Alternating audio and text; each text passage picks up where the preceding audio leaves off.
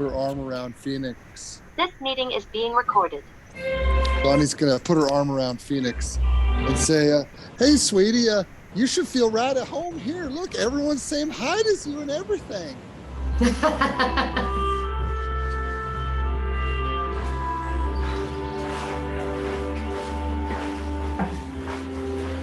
All right, you are quickly approached by a small halfling little girl who runs kind of into the center of your group and then proceeds to ask you a series of questions.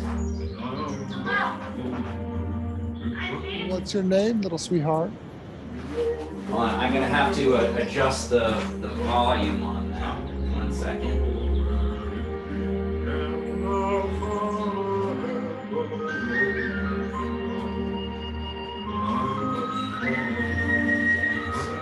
Probably music down. Maisie Brumble up.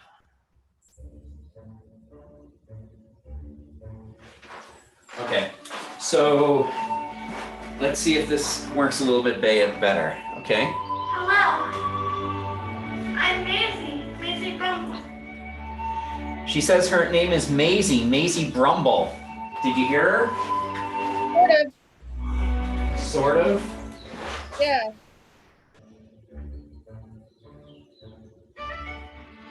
Okay, well, I'll try making her a little louder. So let's try this. Hello, I'm Maisie Brumble. That better. Okay, and then she just keeps with a series of questions. Do you ever eat us little people?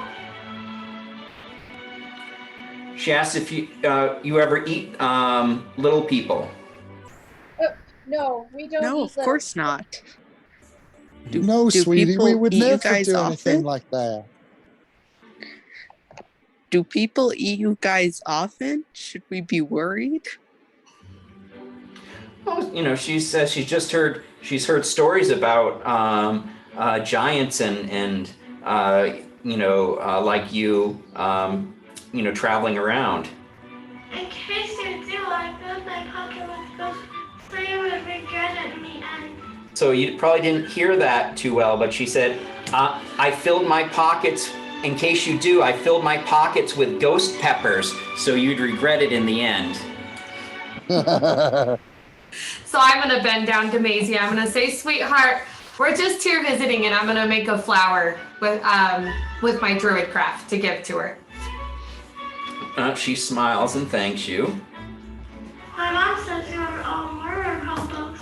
She said, her mom told her you guys are all murder hobos. We're not murder hobos. She says she's not quite sure what a hobo is, but but perhaps they had it coming. I've never been on a train.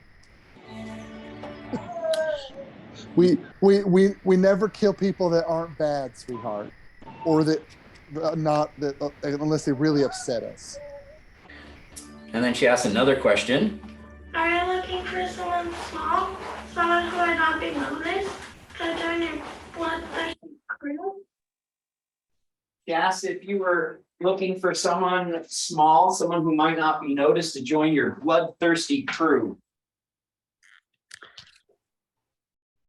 We're not bloodthirsty.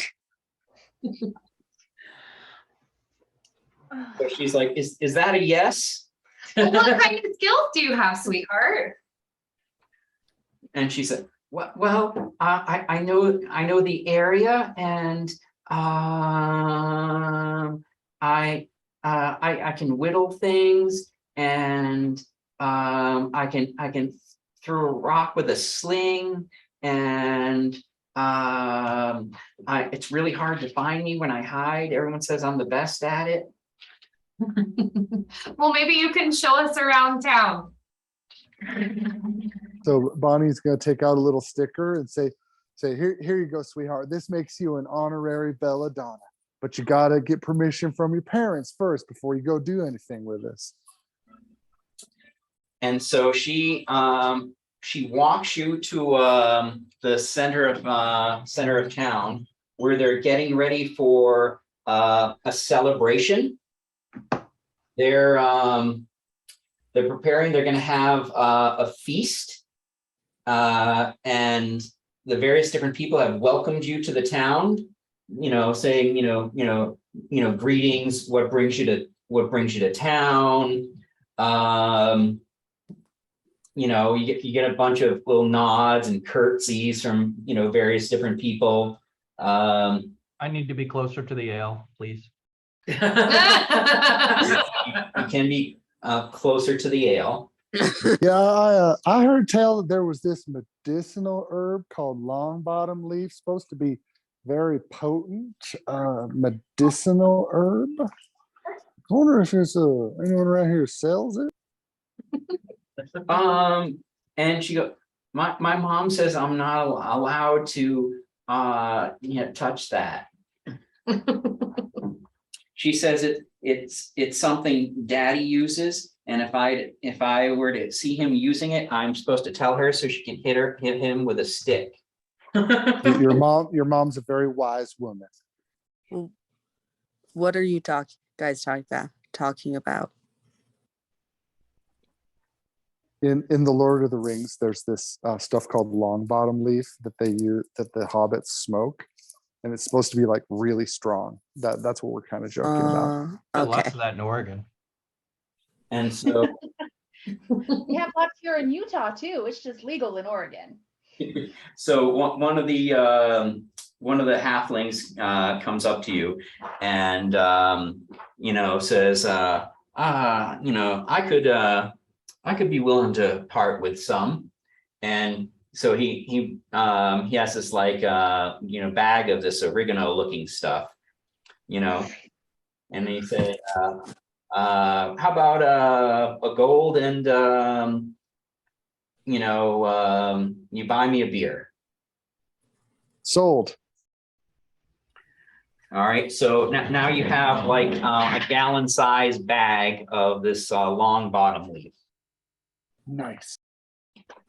That's a lot of long bottom.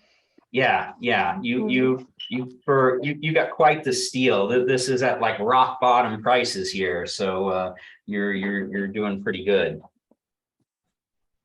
I'm sure that'll last Bonnie at least a week. Unless she shares. All right, now At least a week.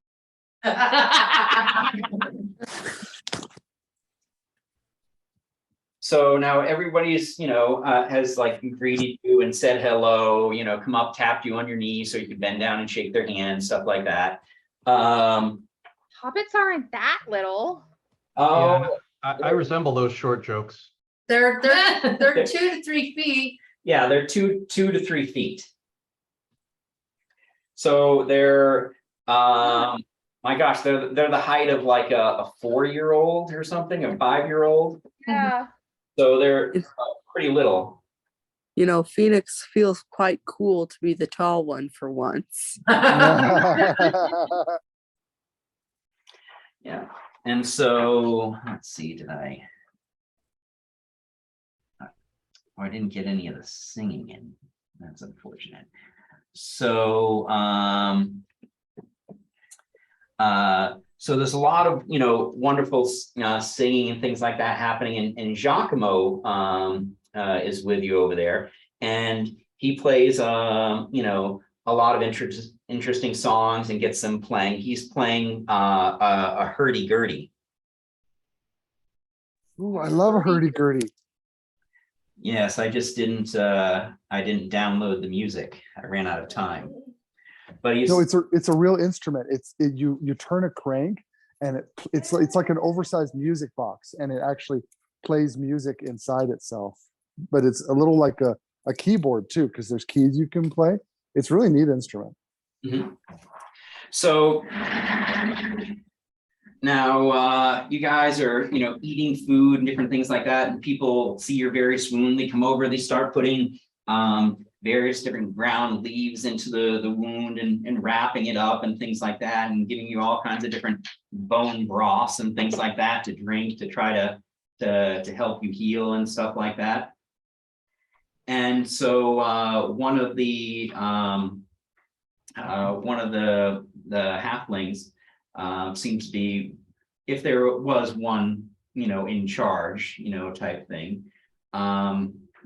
And I can't remember what his name was right now. It was Peregrine Took, wasn't it? Peregrine Took. Well, we'll just go with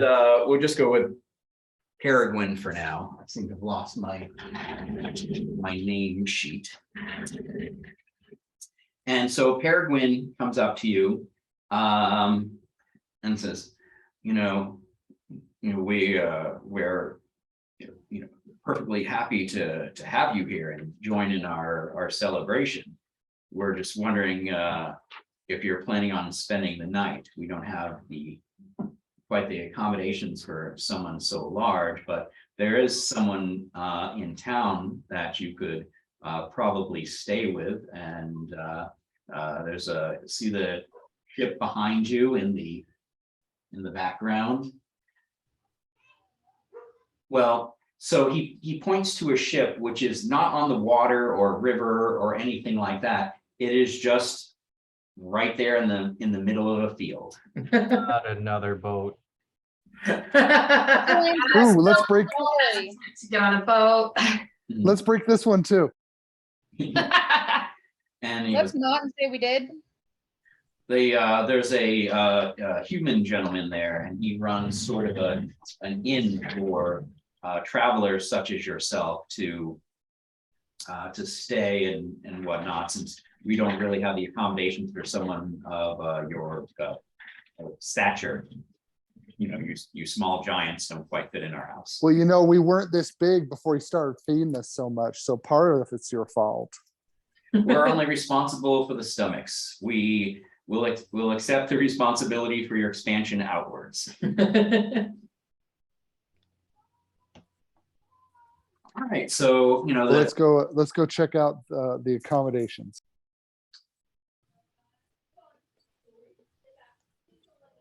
okay. Now,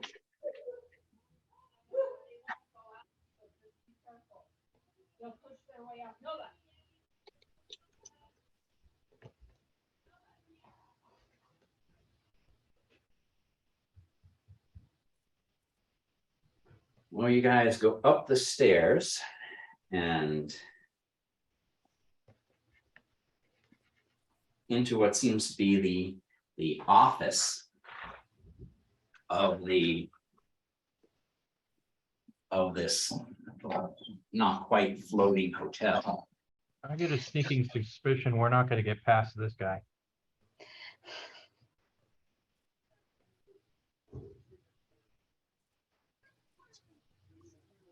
Estelle is immediately going to pet his dog / wolf. Oh, I just realized I can zoom in. Oh, this is so cool. What do you mean you can zoom in? Like you put your fingers on the screen and you pull and you can zoom in. Oh, cool.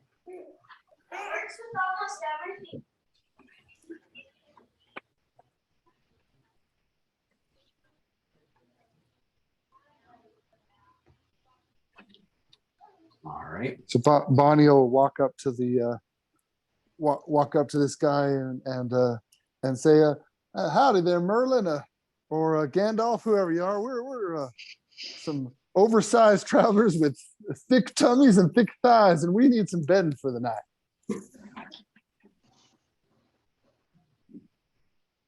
Good evening, travelers. I am Maddox. Welcome, to my inn of sorts. Oh, that's the man I need. Yes, it is. Well, what was that last? You need me? I'm afraid I'm probably 50 years past being able to help you with anything like that. Well, aren't you cheeky? That's not what I meant. I said Abby got turned down by an old man. Bonnie's loving that. Or new. It's okay. I'm the one with the hot boyfriend anyway, so it's fine. In real life Boyfriend now, that should have too. been mine. No, you missed that. In real life now too.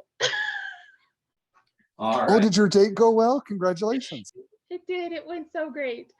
So not only does Anu have a boyfriend, so do I. So hi. Well, then I'm happy for both of you. Oh, thanks. Anyways, Bonnie has no boyfriend. Estelle still When did Anu get a boyfriend? the blacksmith, my hot blacksmith is the boyfriend from the last campaign. We brought him over with us. Didn't we have to kill that guy a couple of weeks ago? No. No, Was that from the I thought the second I Sharknado missed? got it. no. Other than in reference, we actually haven't seen him in this campaign. Well, yeah, because the Oh, that's right. Sharknado got him. It was Bonnie's fiance. I got confused. Okay. Yeah, we killed Bonnie's fiance. Well, Dream's Anyway, fiance. Yeah, moving Bonnie on. shot him right in the freaking face. Moving on. So back to Merlin / Gandalf. Maddox. Maddox. Maddox. Yes. No. Okay. So Maddox is, you are either supposed to have or know where the seeing orb that we are looking for is at. The what did say that again?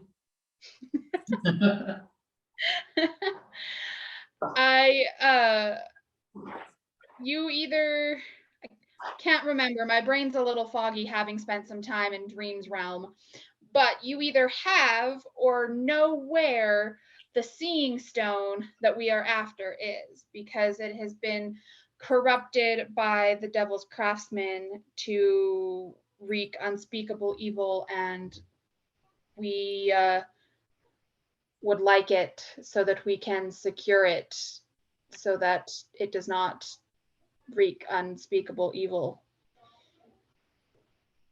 And let's see, I have lines for him that for some reason I can't find.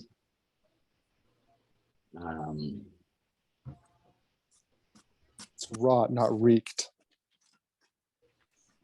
I said reap. All right, but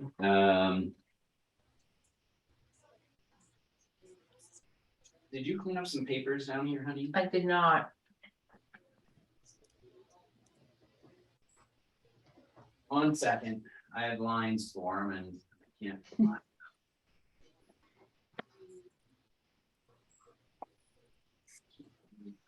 It's all good, Gary. We're just happy to be here with you.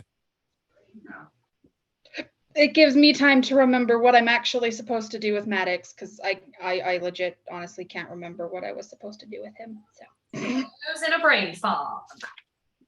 Too much Yeah. long bottom leaf. Okay, Yeah, Estelle thinks she wants to found go it. back and buy Okay. some long bottom. Okay. I wonder if I could use that in some cool well, he's, sort of healing potion. So- You found it. no, I didn't. Oh, printing. Okay.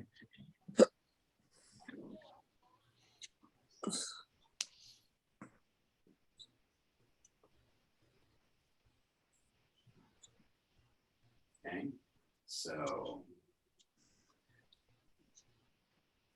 So I'm just gonna have to wing it. I don't know where my thing got off to in some of our construction. So he's just gonna be, you know. You wish to hear the tale of the orb of divination?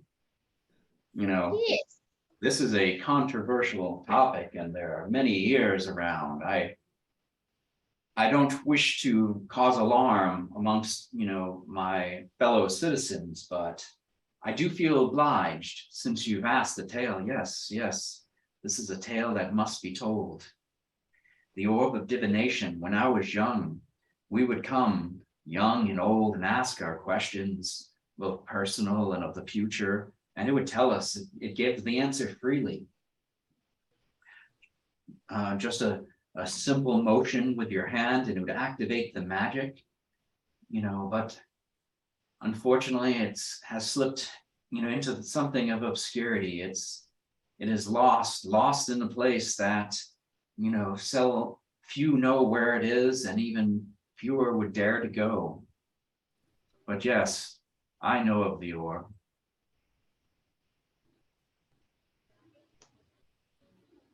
Please, we are brave and courageous adventurers. We would be daring enough to go where this orb is lost. Can you tell us where it is? Why, the entrance to where it is lies not too far from here. It's probably no more than a day's ride, or maybe 3 days walk, perhaps. And there is an inn there, an inn called the Yawning Portal. And few will dare to venture into the portal itself on the Yawning Portal Inn. And in there is the last known resting place of the orb, the onyx orb of divination. People go there for fame, for fortune, and unfortunately, I've never heard of any returning. Do we know what this orb does? The divination orb. Oh, good sir, it answers questions of the future.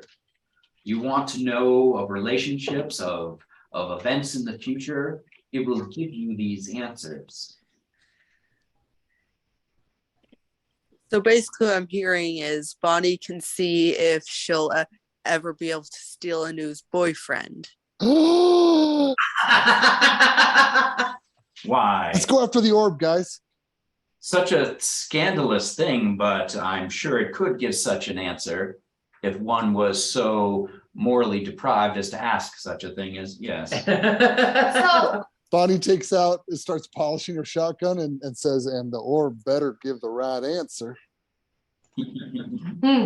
So, as people, have you ever witnessed anyone asking the orb a question? Have you asked the orb a question? Oh, why, yes, young lass. Back in my day, many such people, including myself, have asked the orb questions, and we've gotten answers to a great many things. Did anything change about the person that asked the question? Did you notice any changes within yourself, maybe, after finding out the answer? Sometimes knowing the future allows people to prepare themselves and do wondrous things. Other times it makes people sad, or it causes people to just fall into a depression and never come out of it. I do not feel that that is the orb itself, as it is, we are not always made to know what is to come. Because rather than facing it with courage and conviction, we tend to get lazy and figure there's no point because it's a guaranteed, and then we change the outcome, or or not even bother to try because it says we failed. And others just learn that that way wouldn't work and they try something else and they're successful. So knowledge of the future can then change the future, and that all depends upon you. Sounds like it's a very arbitrary sort of a future. It can change based on the person. Yeah. Remember, Bonnie has a question for him. Does the orb show the future that must be, or only a future that may be? It's a little bit of both, because choice is always part of the future. Say if you were to flip a coin and I asked the orb, will it be heads or tails? It will give the answer. But if you were going to go up and say, ask a gentleman to dance, and normally you would go up confidently and ask him, but the orb said he would not dance with you, then you did not then go and try to dance with that gentleman. But perhaps he said no then, but then thought about it and came back later and said, yes, he would dance with you. And then you went and got married. You thus then altered the future by not trying to dance with him and so therefore you never married him. You know, back where I come from, we have a saying: you can dance if you want to. You can leave your friends behind because your friends don't dance. And if they don't dance, they're no friends of mine. Truly words of wisdom. Oh, fiery I person thought so too. with red hair. She's our lady captain. Oh, a captain. Well, you're aboard a ship. You're aboard a ship, Miss Captain. Arr. Oh, there. And might I say, this is a beautiful ship you got here. I don't know who painted this thing, but this is just gorgeous. Yes, the paint job is incredible, and the printing is true too. I would say yes, the printing is true. I mean, the print is okay, but it's the paint that really sells it. You know what I mean? What's your dog's name, Maddox? Is it a dog or is it a wolf? I can't tell. They're dogs. A dog, okay. Well, this is my dog Daryl, and this is my other dog Daryl. Daryl and Daryl, would you mind No, if, it's Daryl. oh, it's just Daryl. No, the other one. It's Daryl and Daryl. Daryl. Got it. Would you mind if I pet them and give them a treat? Oh, I certainly. I'm keeping my eyes peeled for Larry.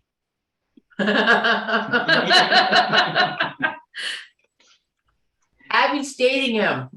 Yeah, Abby's dating him. All right. So, so for you to stay here, you can find food in the Shire itself. I just provide lodging, but it will be, if you want a room to yourself and a suite, if you would, then that'll be 5 gold. And if you just want a common area sleeping, that'll be 1 gold. Well, Bonnie wants to sleep in the captain's quarters, so she's going to pay 5 gold. I will pay you 100 gold to have her captain's quarters. To have Bonnie's staffing quarters. I offer Maddox 100 gold. So she just outbid you for the captain's suite. What kind of insubordination is this? Mutiny? That's what this is.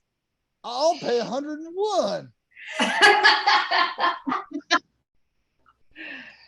I do not. Ain't no one gonna sit in my chair. That's the captain's chair. Only my tuchus gets to sit there. You killed me.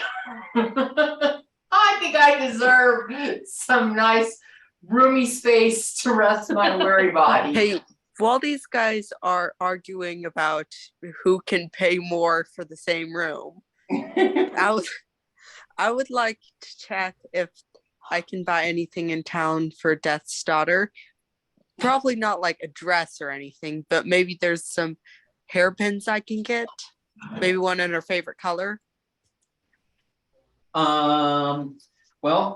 Yes, there are things like that. Like you can go and talk to some of the locals, and see about getting a hairpin. Okay, Aaron just paid $101 for his room. Okay, Aaron Wait, you're supposed to bid 102. Well, I've never been paid so much for the room before. I greatly appreciate this. Oh my gosh, I got played. I will not forget this. You killed me. When did I kill you? You threw dynamite at me. But you didn't die. She was only mostly dead. I threw dynamite at the giant scorpion. Not I got better.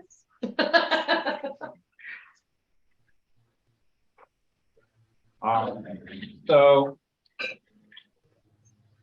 all I'm saying is for 101 gold, this thing better have room service. Harry said he just provides room and not accommodations. Yeah. I know what he said, and I know what I just said. It better have room service. Gotcha. All right, so it is very nice accommodations as far as that goes.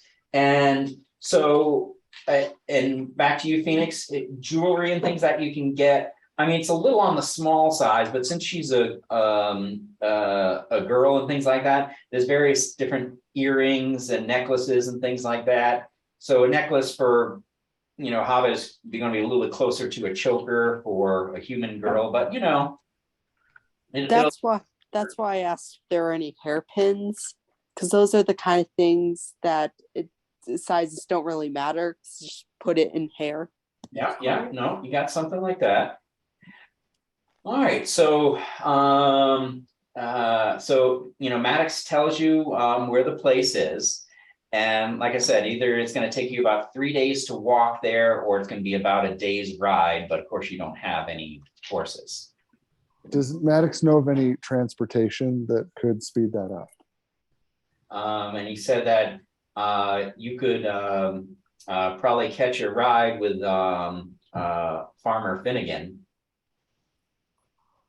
Where might we find this Farmer Finnegan? And he goes, you know, and he goes out and points out, you know, yonder to the, you know, farm right over there. The one with the horse and buggy. The one with the horse and buggy. Perfect. So, but you might want to talk to him at the festival itself, and probably before he has too much of the long leaf in him and ale. But he'll be leaving first thing in the morning, from what I hear.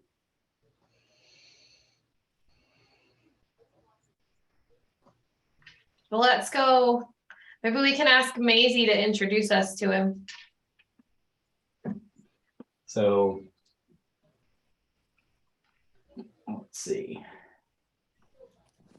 Maisie can do just that. So this is Maisie introducing you to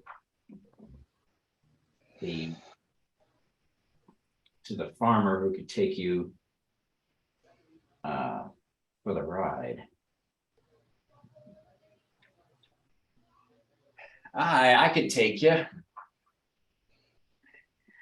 That's it's an awful lot of weight with all you fattened up giants. Well, you're the ones that fattened us My up. wagon. Oh, and we're proud of it too. Proud of it too. I can No, ride I on got- deck.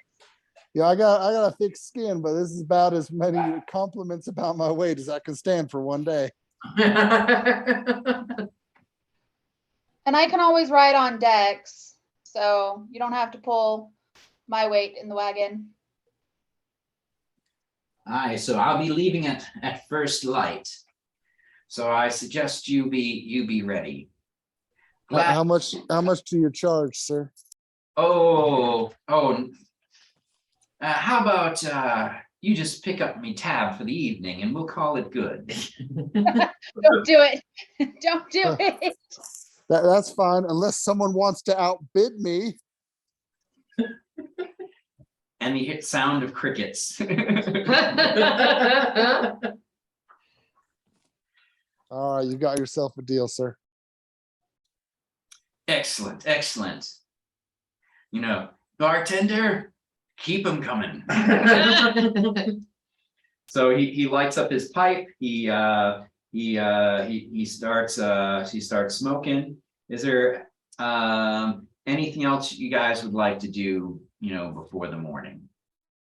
When I can sneak in a word to the bartender, I'll kind of under hush hush mention that farmer guy's paying for all of everybody's drinks.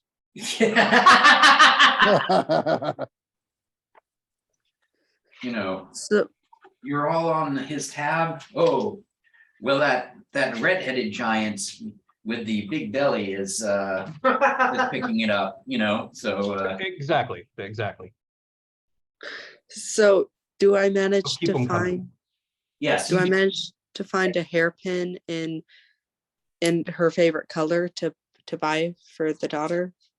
Yes, you can easily find an assortment of hairpins and anything else you might want, from necklaces to bracelets to anything else.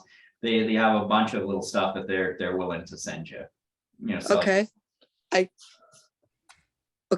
I'll buy I'll buy 2 hairpins, one in her favorite color and one that matches the dress I bought her, and a choker.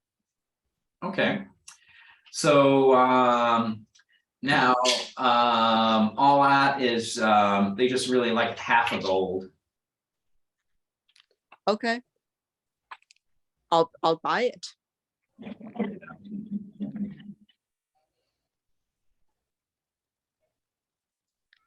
So now,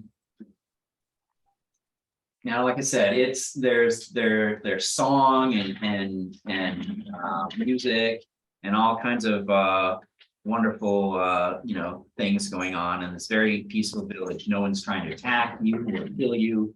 Everyone's always shoving sausage in your face to eat, or giving you a bowl of soup and trying to pass you a pipe, different things like that. What a So refreshing change of pace. yes, the food, the drink, the long weed, the singing and dancing and different things like that. Next thing you know, the morning has come, type thing. Before the morning, I'm just want to point out that at the end of the night, I'm gonna make my way, and I'm gonna make sure that when I do pass out, it's in the back of the cart. Okay. And Bonnie would like to learn some of their dances and songs. Oh yeah, they'll gladly teach you some of the songs and things like that. So even though Giacomo is playing a lot of the music type thing, he's mostly letting them sing, though occasionally he does sing a song of his own. And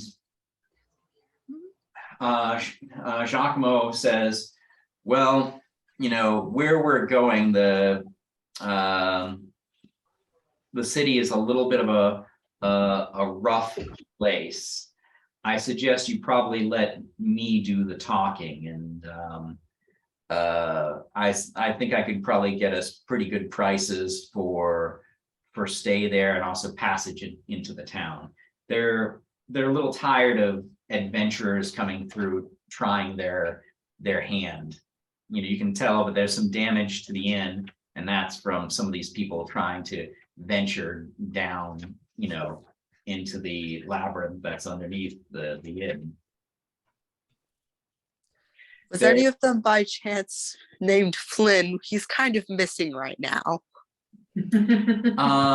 No, I haven't heard tale of Flynn, but the inn itself is has a magical barrier that's been placed over it that prevents whatever evil that is down there from escaping. And so there's supposed to be treasure and fortune and all kinds of things down there that's been hidden by a wizard that went mad. But well, if we're going to do this, I'm with you. I'd like to ask some of the patrons about this Maddox guy and see if he's on the up and up in the community. Oh, Maddox? Well, one day we woke up and the ship was there. And there was Maddox. We were all really confused, and Maddox was really confused. He's just told us tales of good old days when, when the kids used to be allowed to stay out, all day and only had to come on when the street lamps were lit, and he told toys from where he was of a big spring that you could roll down the stairs, either alone or in pairs, and a slinky, in other words. And all kinds of fanciful tales. And so he's become sort of our historian. He tells of you giants, and of even the bigger giants who eat you giants, and far off places. And so since we never had a place for the the big folk to stay anyways, we've allowed him to convert his ship into sort of a hotel. He minds his own business and just talks your ear off. He seems nice enough. He's been here for years and years.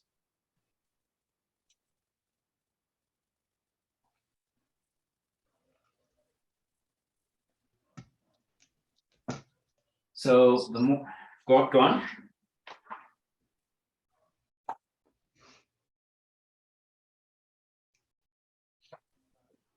Bonnie? Hello, anybody? Sorry, I was Sorry, helping my cricket daughter with noises. something. Oh, okay. Yeah, I think we're ready to move on till morning. Yep, that's what I wanted to know. Okay. So Unless we get attacked in the night. no, everything goes peaceful in the Hobbit village. There's no attackers, no weird noise, no anything like that to speak of. Everything goes, unlike Gary, I just want to point out that you've got us jumping at every shadow. It's like, wait, do we get attacked? Does someone try to murder us? Phoenix wakes you guys up in the middle of the night, like, guys, I'm getting really worried here. Nothing has gone wrong. No one's attacked us. There's no eerie mysteries. Seriously, we're probably about to get murdered or something. If I learned anything, peaceful equals something detrimental about to happen. Why don't we just stay here and get fat? It's a wonderful place. Oh no, we can't do that. The village will be burned down if we don't go with the plot. Well, then we must go. Phoenix, you didn't have spot any rings while you're out looking for stuff for the daughter. I mean, being this is Hobbit town, you never know. well, there was one guy, but he wouldn't give it up. He said it was too precious for him. Yeah, Phoenix, I keep telling you, you need to stop talking about the plot. This isn't a fantasy story. This is real life. Yeah, and so they give you. What do you mean it isn't a fantasy story? There's magic here. We've been isekai, obviously. And they give you some supplies to take with you Poor confused Phoenix. on your adventures. All right. So this is the Yawning Portal Inn. And Looks cool. yeah. That's Yawning really as cool. in I'm sleepy. What's that? Yawning as in I'm sleepy, or yawn as in over there? As in as in not you're sleepy, as in it's sleeping. Okay.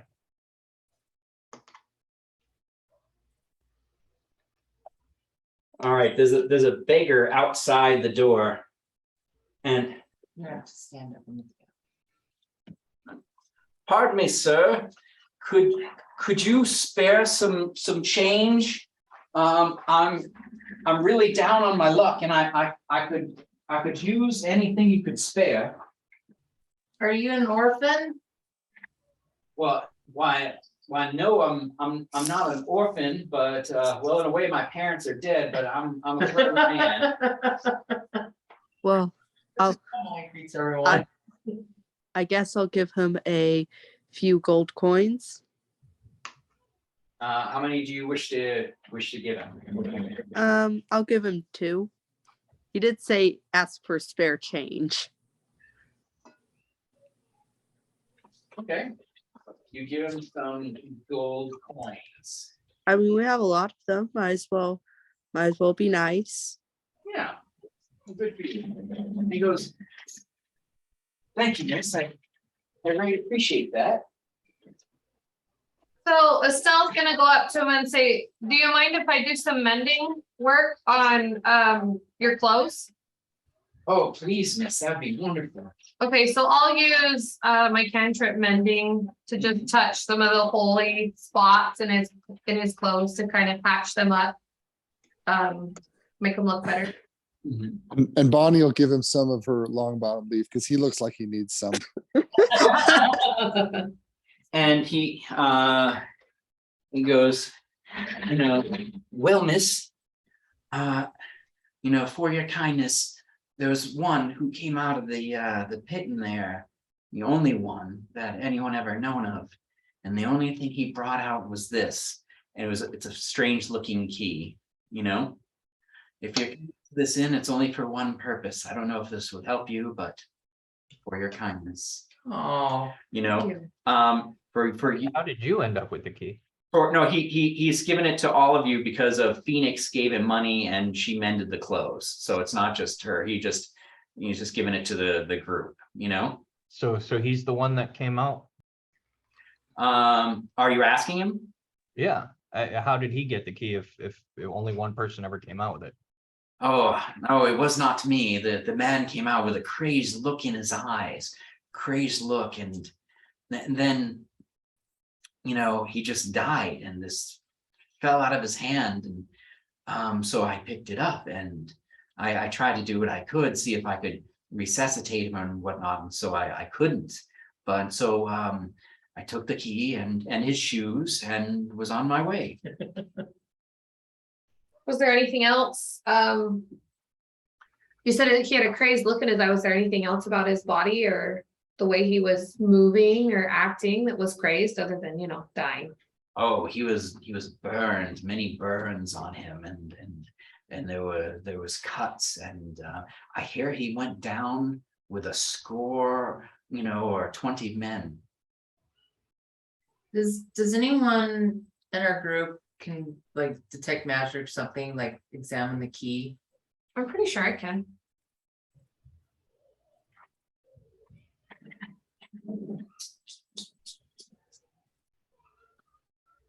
You know, oh, and going by out front is a man in a cart. Bring out your dead. Bring out your dead. Let's see if you can. Where's my cowbell? If you guys can see the bring out your dead guy there. And he goes, ugh. So you're going to the yawning portal, eh? How about you pay me now for burial services? Well, I hear no one actually returns. Oh, sometimes we get pieces of them. Oh. Yes. I'll bury whatever I can find, and I can, for a price, I can even give you a nice marker, and for even another small fee, I'll cry for you if you wish. Is there anything interesting about the pieces that you find? Oh yeah, some of them has been burned, and some of them have been like eaten a bit, and usually just kind of cut up, various things like that. And then somebody comes out with a body as they're, you know, talking to you type thing, and it's and they just kind of throw it up onto the wagon, you know. And it's a latest adventurer who didn't make it up out of the pit, you know. And the guy, you know, hands him a gold piece, and he goes, well, if there's nothing else, I have my rounds to do.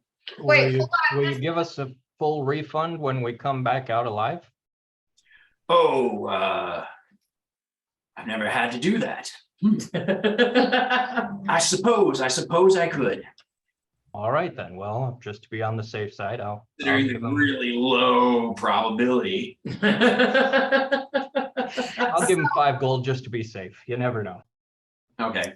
Estelle wants to use my ring, my magic ring, to look at the body of the adventurer that just came out of, because he went into the yawning portal, right? Yes. So yeah, I want to use my magical ring to look at him and see if That's there's very clever. anything Yeah, it's a good idea. about his insides that are different. I'm also going to inspect his wounds and look at them where they like, do they look like they were made by weapons, or do they look more like they were made by like animals or teeth, or, you know, something like that.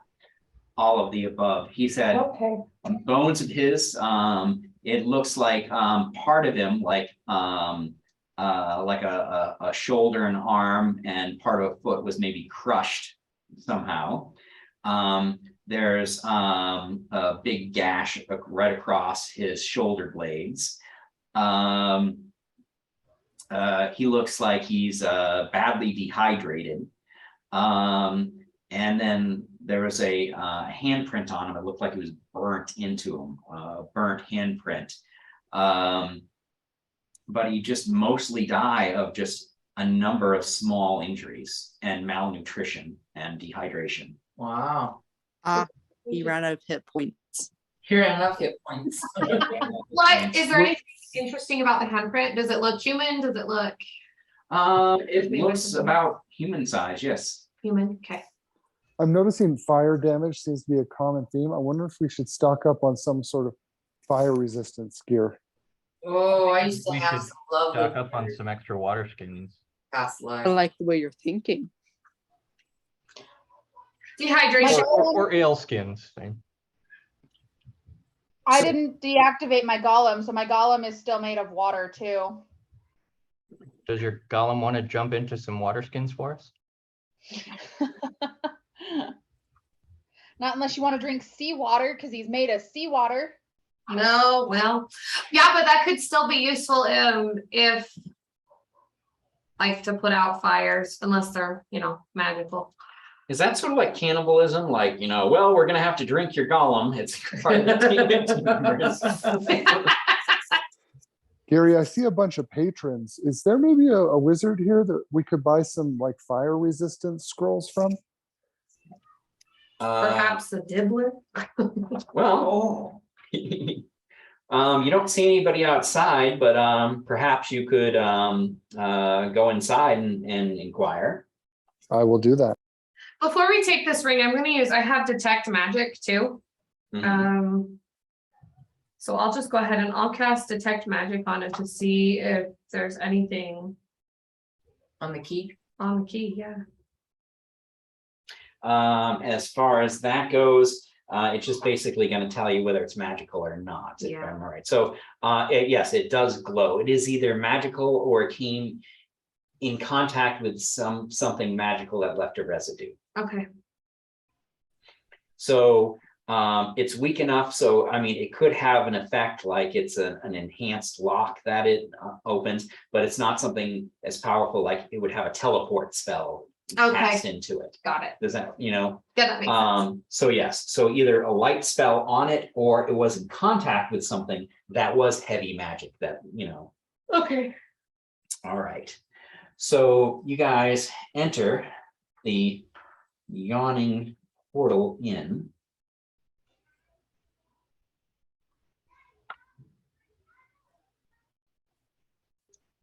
It's a really cool inn, by the way, Gary. I really like it. Yeah, there's something about that fireplace. Yes, so. Oh, I didn't even see the fireplace. That's awesome. So we got a good view of it. And now, so you guys go in and sorry, I gotta arrange all my cameras here. All right. I think we lost the picture. Oops. There might be like the camera might have lost contact for a second. Yeah. Clearly it was the fireplace because that's the last frame that I can see on my screen. Yeah, I'm on it. It was too magical. Way too creepy. Yep. Yeah, see, now I've got like a blurry paralysis demon on my Yeah. screen. Turns out it was the fireplace that had the strong magic that left the residue on the key. Stay away from that fire, Jeff. It Maybe comes they're getting alive at burned night. by the eats people. fireplace. Share. I mean, it does look like a giant face, so That fireplace could be the secret back door into the safe way into this portal. you know what? That's probably just the head. They said there was a hand in there. It must be the hand of the demon head. Yeah. Yeah, and Anu, put your head in there and see if there's like a trap door in the back of the fireplace. You're funny. You do that. Just This is get insubordination Bonnie against your drunk captain. enough. She turns Scottish. She comes My all brave captain and wouldn't reckless. force Then me she to put goes my into head into fight. something.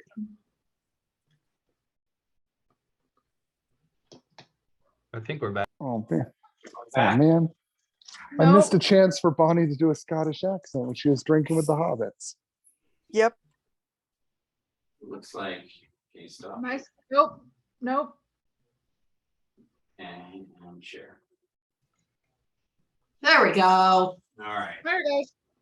I'm trying a new magnetic wire to see if I can swivel without binding up, but apparently I pulled on it too hard and lost contact. Okay. So when Anu puts her head in the fireplace, does she see anything? Anu doesn't put her head in the fire, so no. Yeah, I like the demonic fireplace. Really pulls the place together. Not nightmarish at all. Nope, not at all. And so now, a person. Wow, he was so determined to sit there. He knocked down multiple pillars, keeping the building up. Can you Yes. move Giacomo back like an inch and a half? I just want to get a good picture of that fireplace. There you go. There you go. All right, I'll put them over Got to here. keep an eye on it in case it starts trying to eat us. And a gentleman goes,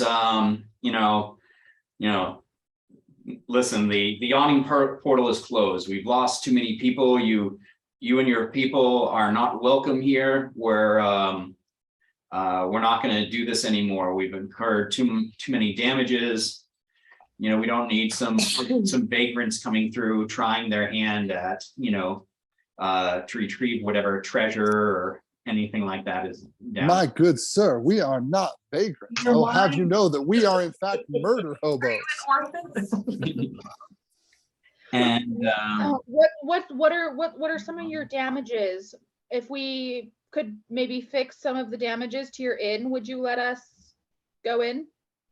it's not just the inn, the portal itself has been damaged. Who knows how long or it'll last, or how much more it could take. And if I'll show you this is the portal going down. And as you can see, the magic that protects us from whatever evil is down there is flickering and fading as it is. And Maybe go on. maybe we can go down there and try to repair whatever magic defense is broken. If we Yeah, repair just give the us a defense, you'll be toolkit. We'll stronger fix than it. ever. Let's see. I don't think that would be possible. I'm afraid I'm just going to have to, turn you away. There's nothing else to be done about it. And Well, then, Sorry. so Giacomo starts singing at this point. Hold on, it's not loud enough. Gosh darn, I'm going to get a volume control for this thing that's separate. So that's Giacomo.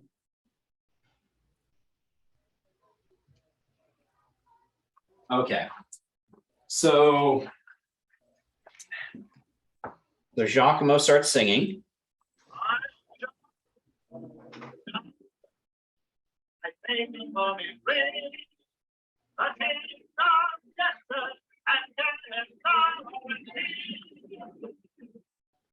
So he does this little song where I'm Giacomo, king of jesters and jester to the kings. And all of a sudden everyone starts gathering around because they've heard the name Giacomo. Ooh. Okay, is this Giacomo person like a witch bard or something? Because he's done some pretty mind control-y stuff. And then the bartender is hey, Fergus, let him be. We could do with someone like Giacomo in here. He could really, bring some notoriety to this place. You're the Giacomo, why, yes. And he goes, so then he starts talking to him about some of his travels and things like that.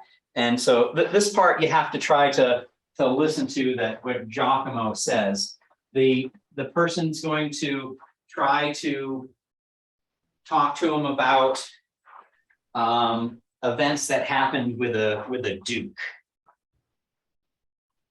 Right, so everyone seems to be interested now. And let's see.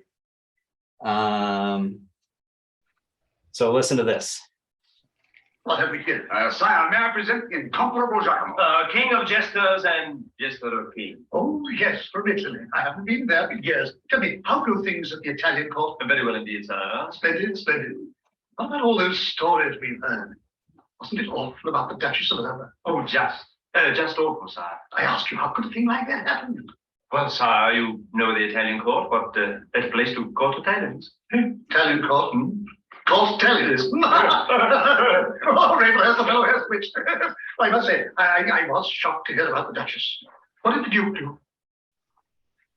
Pardon? The Duke. What did the Duke do? The Duke do? Yes. What about the Doge? Oh, the Doge. What did the Doge do? The Doge do? Yes, the Doge do. Well, the Doge did what the Doge does. When the Doge does his duty to a Duke, that is. Huh? What's that? Oh, it's very simple, sir. When the Doge did his duty and the Duke didn't, that's when the Duchess did the dirt to the Duke with the Doge. Who did what to what? Oh, they all did, sire. There they were in the dark. The Duke with his dagger, the Doge with his dart, and the Duchess with her dirk. Duchess with her dirk? Yes. The Duchess staggered the Duke just when the Duke dove at the Doge. Now, the Duke ducked, the Doge dodged, and the Duchess didn't. So the Duke got the Duchess got the Doge, and the Doge got the Duke.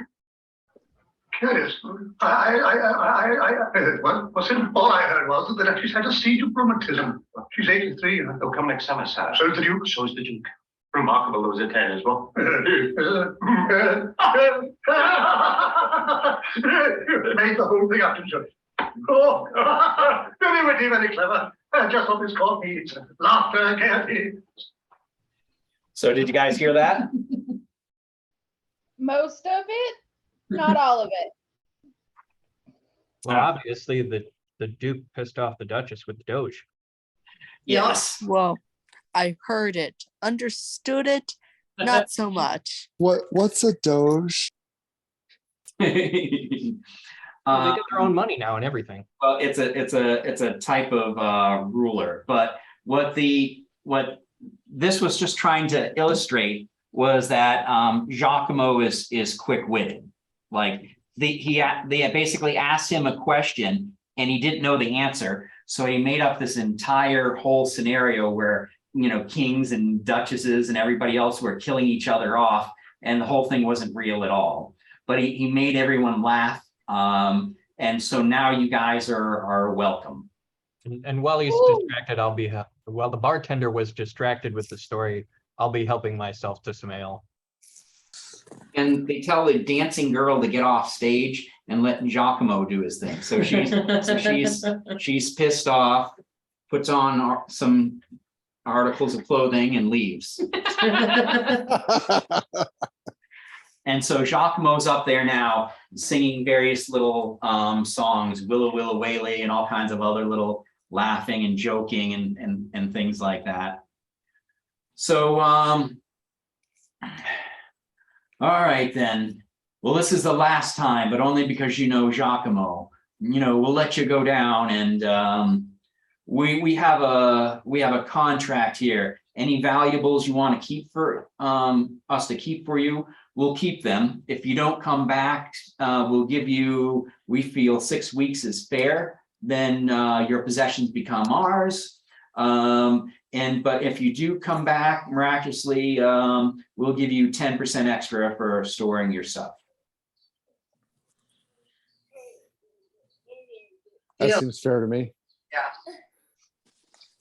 So Gary, Bonnie wants to see if there's anyone on the inside of the bar that we might be able to get some scrolls from.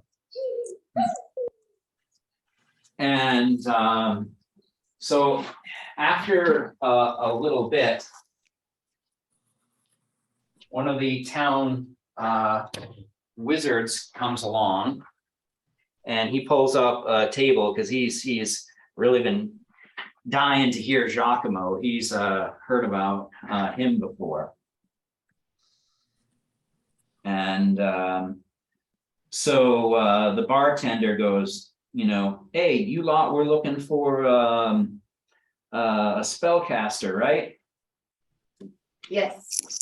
Bonnie drinks down her ale and says, aye, laddie, we're looking for some scrolls, fire resistance.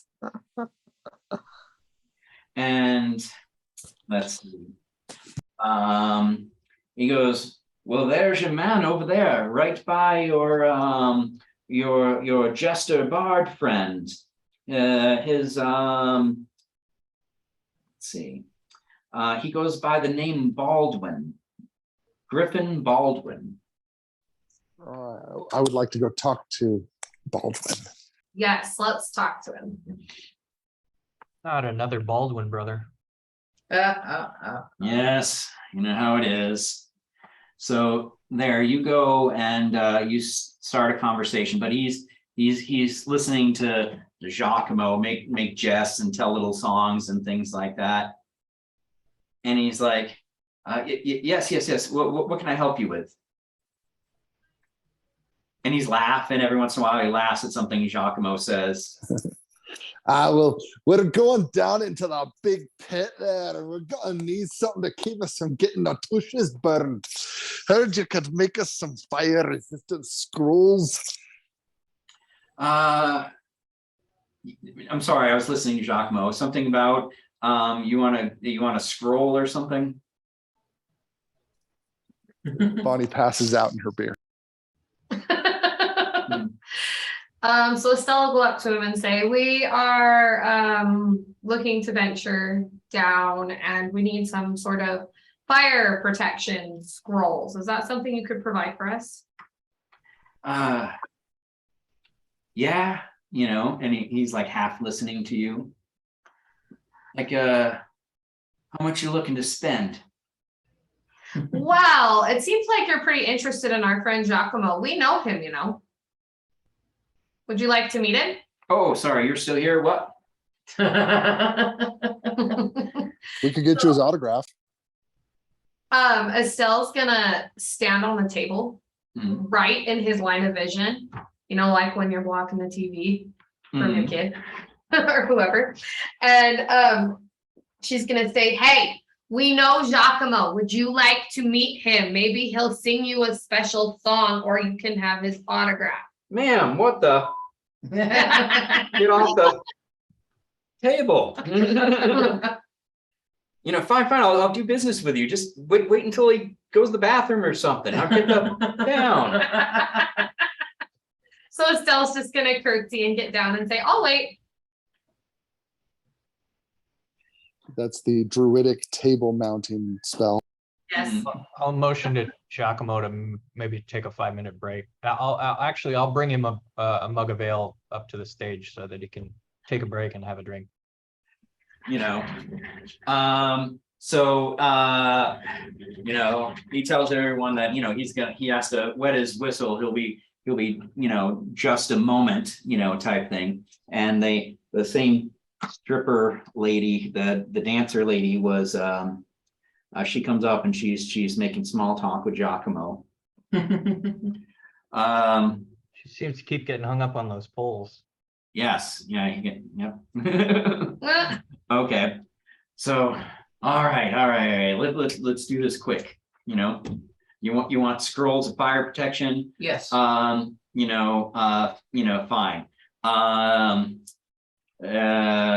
50 gold each. Lasts for 1 hour. And out of game gives you, basically 10 points. So if you take 10 points of damage or less, it does nothing. If you take over, like say you take 20, then you only take 10 points of damage. It only absorbs 10 points. 10 points. Nice, I like that. And so, yeah, how many are you talking about? Maybe Well, we we can, got 5 party members, right? So we need 5. I'll buy one. Yeah. We'll buy one each. Okay. So 50 you got- gold seems a little excessive. And How this about- time not on Body's tab. 20 gold and we'll get you an autograph from Giacomo. I like that the dwarf's trying to barter. Listen, that'll work for you, dwarf, but the other ones, I'm still gonna need the coin. So- Good enough for me. And he goes, just put the money on the table.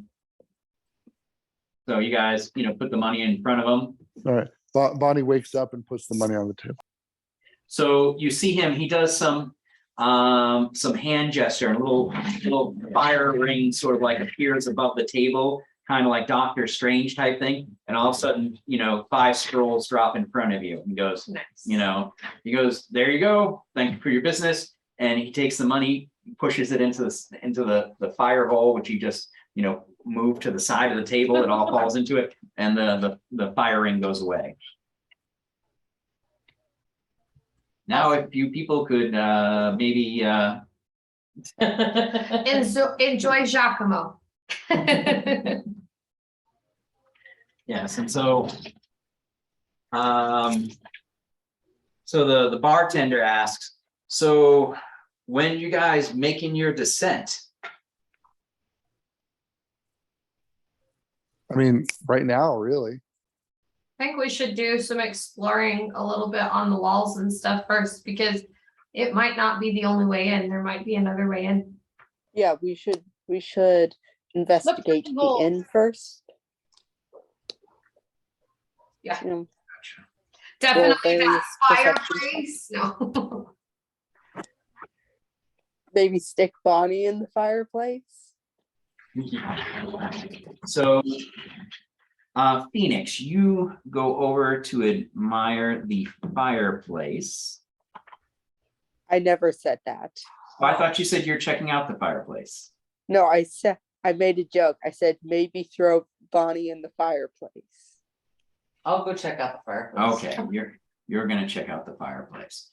So now the fireplace is a very strange fireplace. You've never seen an inn like that. Occasionally you see like a dragon's head over the inn. You see deer, antelope, all kinds of different things like that. This is shaped like the mouth of a demon. It's really odd.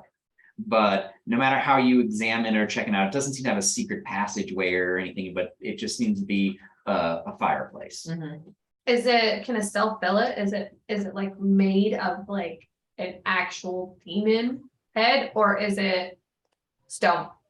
Well, what are you trying to, you're just trying to feel it? Like what are you using? Well, I'm just thinking like the texture of it. Like, Oh, it's sculpted and painted stone. okay. When you say there's no detectable secret things, are you implying that a secret door check is not necessary?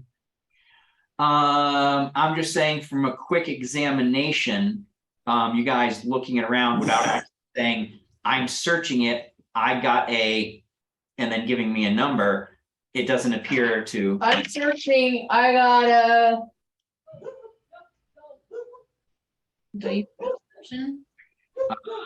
Yes. So I got a 21. Nice. Yeah, you didn't find anything. Okay. Okay, guys, I've been playing with Gary a long time. I got this. I know exactly how Gary thinks. Gary, Bonnie is going to lick the fireplace. Oh, it opens. Swings to the I side. knew it! I knew it! Wait, it actually does? Revealing the staircase going down, and right at the bottom is the orb of divination, bypassing all the horrors. Yay! I'll see you guys next time. This has been no, Good session, everybody. Good session. Good session. it doesn't Hey, at least it wasn't Giacomo finding it this time. the bartender, hey Red, quit licking my fireplace. How much of that long weed did you have? Go sleep it off. Hey, you can't talk to me like that. My tongue is all raw from licking the fireplace. No, it's he goes, I have that fireplace specially made. I don't want you licking all the paint off it. You watery tart. Bonnie realizes that it's lead-based paint and spits it. I had to have all that lead shipped in for that paint.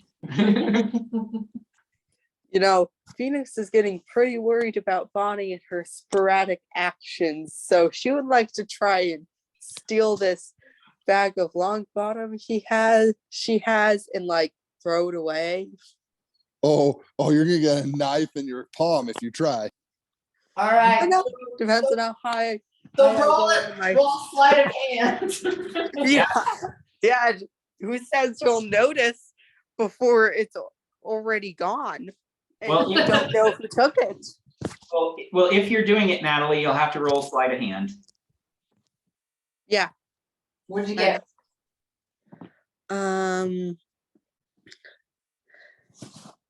Just give me a second. And then Aaron, you roll perception. Okay. I got 21. 1 second. I'm just going over to where my dice are. Oh, I got a Humpkin +1 to perception. All right. Bonnie rolls. Hey, a dirty 20. Woo! All right. Well, Which is my new favorite thing to say. well, she got a 21 to pickpocket you, so she actually beat you by 1. So she snagged your long bottom weed. Oh, yeah. It's cold, man. It's a cold thing to do to your captain. It was good stuff too. Yeah. Best you've ever had. Those hobbits don't fool around with that, man. Bonnie is now seriously bummed out. Well, you don't know yet. I'm not bummed out. I know, but she feels it in her heart. She can't really explain why. She just has this kind of general sadness come over her. I'll just pass another tankard of ale over to Bonnie. Yeah, I'll go up to the bartender guy and give him like, hey, you can keep this. Just keep it away from our captain over there. It's kind of becoming a problem. So you go over there, and he's like, okay, I'll keep it away from him. Start stuffing a pipe. So you see there's a little bit of a commotion up on stage as you see a lady comes up to Giacomo, and he's like, Jolene, how are you? Slaps him across the face. And he's like, oh, okay. And then a gentleman comes up to him, and and then he punches Giacomo right in the face. He's like, what's that for? And he goes, I'm Samantha's husband. I don't even know if I did that. So people are coming up congratulating him. Occasionally so in the time he's been up there, he's been like punched twice, slapped 3 or 4 times, and a lot of people have shaken his hand. And then, ooh, could I sneak in and get a slap in too? oh yeah, slap him too. Noticing all of that, I think Steve and I will take up a place at the top of the stairs there and bounce for Giacomo. All right, so Bonnie goes up and slaps him and says, and that's for solving the problem when it should have been the players who solved it. Hey, does Giacomo wear a hat or like any kind of cape or something? Both? Yeah, both. If you can get a look at him there. She would like to try and shoot his hat off. You're gonna try to fire a gun inside a tavern at a celebrity? Love celebrity? Okay, maybe I'll use my crossbow or short bow. Oh my gosh. it's less loud that way. Maybe they won't notice. You could try. Of course, if you miss, you could kill him. And if anyone notices, they're probably going to arrest you. Deny you entrance into the. Okay, I'll get your point. I won't do it. I'll just go. I'll just be basic and go up and slap him like everyone else. I think Phoenix was standing too close to the barkeep when he was smoking his Yeah, pipe. apparently something. You got a little too much of that long bottom weed there going on. So Yeah, I'll but Phoenix doesn't have any of the long bottom leaf. I have it. So I think that Estelle is going to be walking around and kind of checking the walls. I'm going to roll. Would that be perception? Perception. Mhm.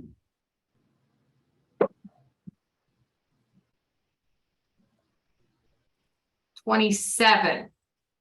The walls seem to be a normal tavern, and there's actually been damages, like maybe there's been some explosions and fights. It's been patched and repatched and different things like that, but nothing that seems like a secret hidden passage or anything like that. Guys, I think we just need to go down the portal. The portal itself, just from looking oh around. yeah, like what our captain said 10 minutes ago. The portal is ancient. Whoever made that predates this structure, which was built around it by a great bit. Like this whole tavern's probably been 100 years, maybe pushing 200 years old, and that way precedes it. That's probably been here like thousands of years. You can tell the deterioration of the stone and different things like that. And it looks like the magic that is holding it is on its last legs. The batteries are dying, type of a thing. Got it. Okay. As I'm going, is there anything I noticed that I can mend? Like you said, there were explosions and like fights and stuff. Is there anything on the walls I can use my mending on to fix a little bit up? Yeah, there's various different things, window panes that are broken and, burn marks here. And like I said, cracked beam that and things like that. Yeah. Could Estelle fix the general sadness that I have in my heart? I mean, it's supposed to be a tangible thing. Why do you have sadness in your heart? Yeah, honey, that's not called sadness. It's called withdrawal. No, I just feel this like weight. I just feel this like emptiness, like a part of me is missing. I can't quite put my Like finger someone on gave it to a bartender. I can't really understand. Well, have you checked your pockets lately, Lady Captain? I'm wearing short shorts. They don't have pockets.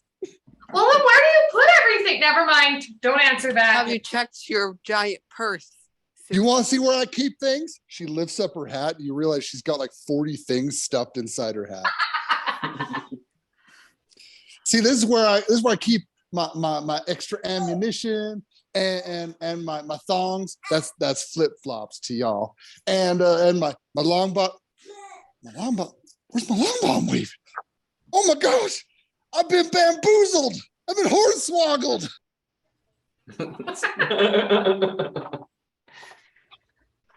That's why the competition was so close. It took Phoenix a second to realize it was in the hat. Out of game, somebody that was capable of lying should probably try and convince her that she smoked it all. This is. Well, I mean, did you smoke Bonnie's dumb enough that'd probably work. Did you smoke it all already?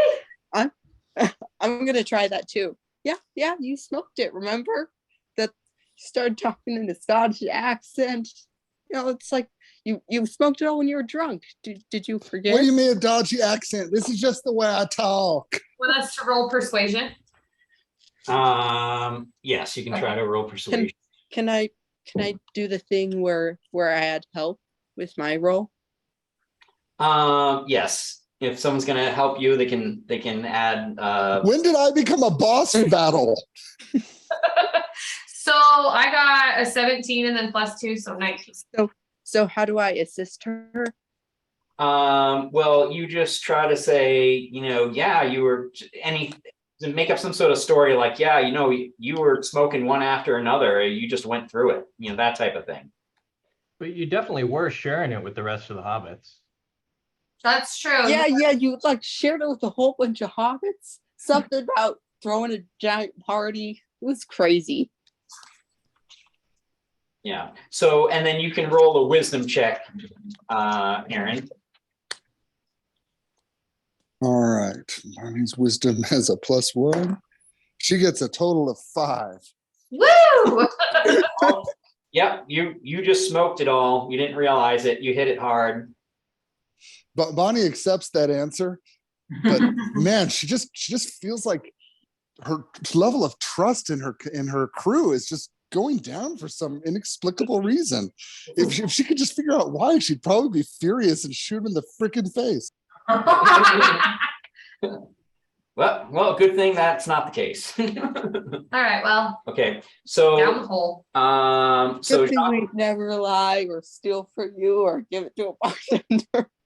so Giacomo says, all right, well, it looks like my companions are getting ready to go, so I'm going to go. So somebody asks him, you know, oh, before you go, what made you become a jester? Well, that's a funny tale. I'll tell you really quick, and then that's the last for the night. I'm going to go. And everyone's like, oh, but here's the jester, how he became a jester. When I was a lad, I was gloomy and sad as I was from the day I was born. When other babes giggled and gurgled and wiggled, I probably was loudly forlorn. My friends and my family looked at me clammily, thought there was something amiss. When others found various antics hilarious, all I could manage was this. Oh, this, oh, this, oh, this. My father, he shouted, he needs to be clouded, his teeth on a ring, I'll hand him. My mother, she cried as she rushed to my side to reproach, and you don't understand him. So they sent for a witch with a terrible twitch to ask how my future impressed her. She took one look at me and cried, What else could he be but a jester? A jester? A jester? A funny idea, a jester. No butcher, no baker, no candlestick maker, and me with the look of a fine undertaker impressed her. As a jester? But where could I learn any comical turn? It was not in a book on the shelf. No teacher to take me, to mold me, and make me a merry man, fool, or an elf. But I'm proud to recall that in no time at all, with no other recourses but my own resources, with firm application and determination, I made a fool of myself.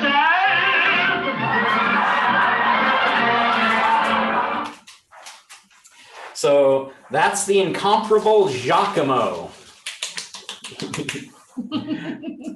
It sounds better like in person. It sounds awesome. Yeah, I'm sure guys didn't get the full effect, but No, that came through pretty well. oh, okay, Yay. awesome. Yeah, we can I was actually like, share that's it pretty good. that was the best sound bit that's the best sound bit so far. Oh, I understood pretty much all of that one. it's the same volume here, but if you guys are making noise, it'll diminish the noise that's going here. It prioritizes. All right, so who's going to go down into the pit first? Steve and I will go. I'll go. Okay, so here's your view. I guess I'll go too. You're gonna, it's kind of a one or, well, I guess you could probably fit 2 on this thing at a time. I am Okay, fairly small. I won't go first then. I was So like, If it's just a I'll one at a go. time thing. Anu will go next. it swings you I'll over go after Anu. and you start getting lower down. And then, you know, one after, you know, another, you get lower down. And you pass through a magical veil. And it just seems to keep going down in this tunnel, down, down, down. And it feels like you're going past one magical barrier after another. Like this whole thing isn't just one barrier, it's a series of magical barriers, of magical locks, if you would. And you know, after Brian's character goes down, the bartender says, we'll leave it for the last of you, we'll leave the platform at the bottom. You give it a few tugs, we'll start pulling you back up. Okay. Okay. Okay. I'm wondering, as we go down, I can cast detect magic because you said that there were like keys and stuff. I'm gonna see if the magic that is on the key that we were given matches the magic Of the barrier of the spell? barriers and stuff. Yeah, No, it doesn't? Okay. no, as far as you can tell, it doesn't. Okay. So. This, This is fun. I have to. All the dead bodies. Okay, so Brian, this is what you see down there. Quick, check for traps. All right. Yes. I'll first wait thing till you do, backup check the comes and then we'll check for traps. All right, and then Phoenix said she was going next. Then you go down there. And then who's after that? Who's going? I'll go. Okay, and then you go. And let's see, Molly or Bonnie, who's going next? I'll go. Okay, Poor Bonnie's still looking for a long bottom. Giacomo. Oh, yes. Our great, glorious leader taking the rear, like all leaders should. All right, and then Bonnie. And so the platform is left down there for you, like I said. You know, type thing. All right, so you guys are in this room. There's a door, but the door is going to nothing. It's more in the middle of the room. You guys can open it, close it, but the walls are solid all the way around. The room is absolutely littered with bodies, some fresh, some quite old and decayed. Check for traps. Yeah. Yeah, I got a natural 20 for checking for traps. Okay. Woohoo! Well, what you in your search, you don't find any anything that you would consider a conventional trap. But you notice that the air feels thin. Mm. That's problematic. I'm gonna use my healing ring to look at some of the fresher bodies, Mhm. specifically checking the lungs to see if they might have died from lack of oxygen. They definitely asphyxiated. Mm. Okay, so we need to be fast. And then I got a 19 searching for secret doors.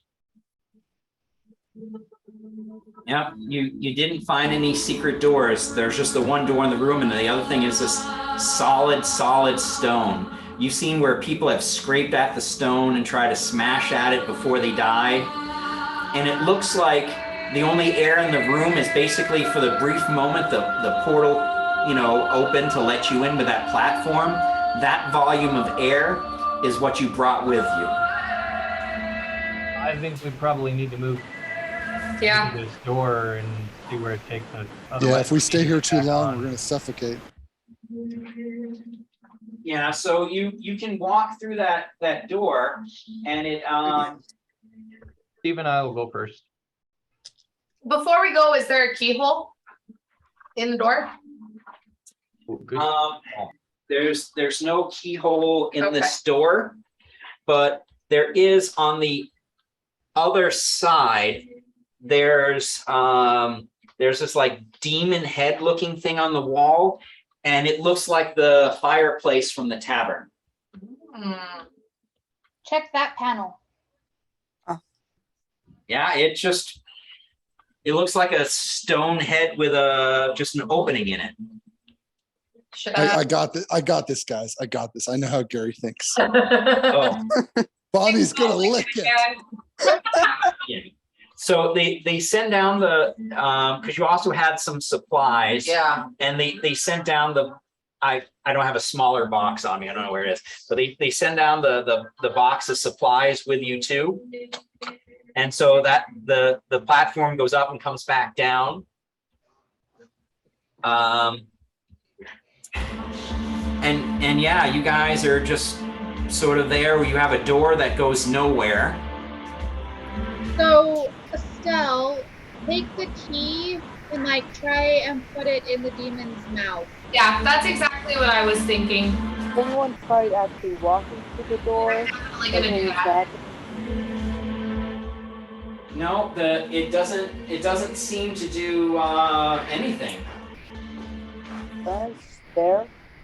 Well, I'm sure this won't come up later. Anyway, let's talk about the fireplace. we can't hear you, Natalie. Yeah, can't hear you too well. You're cutting in and out.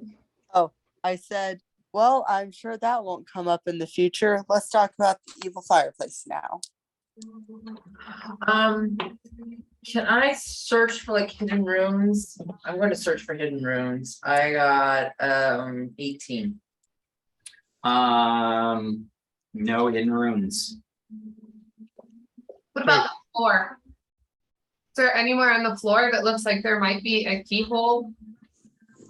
No. And can I roll a perception check?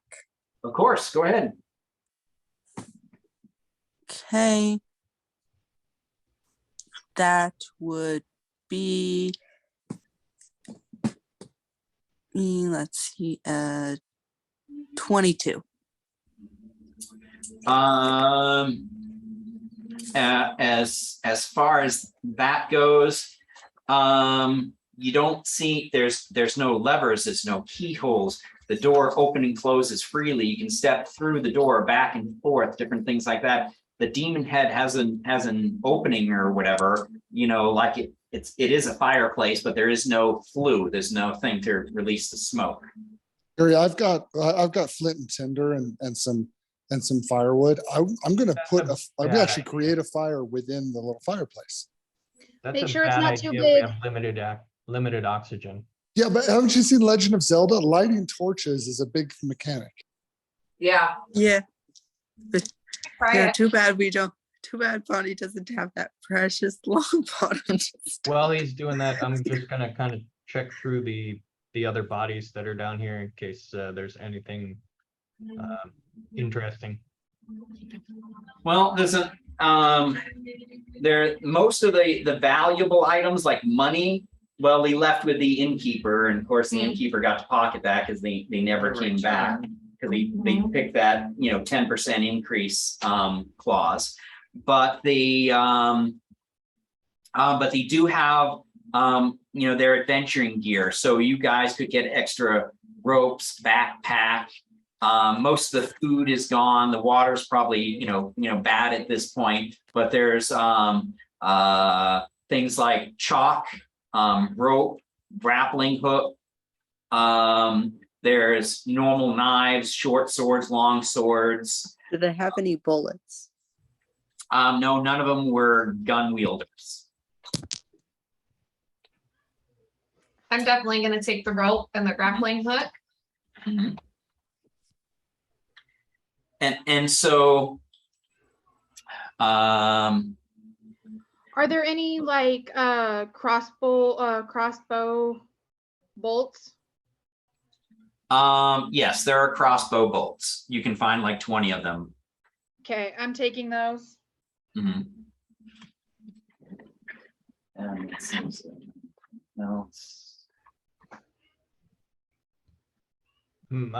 I'm kind of paying attention to Steve too, in case he's got any ideas.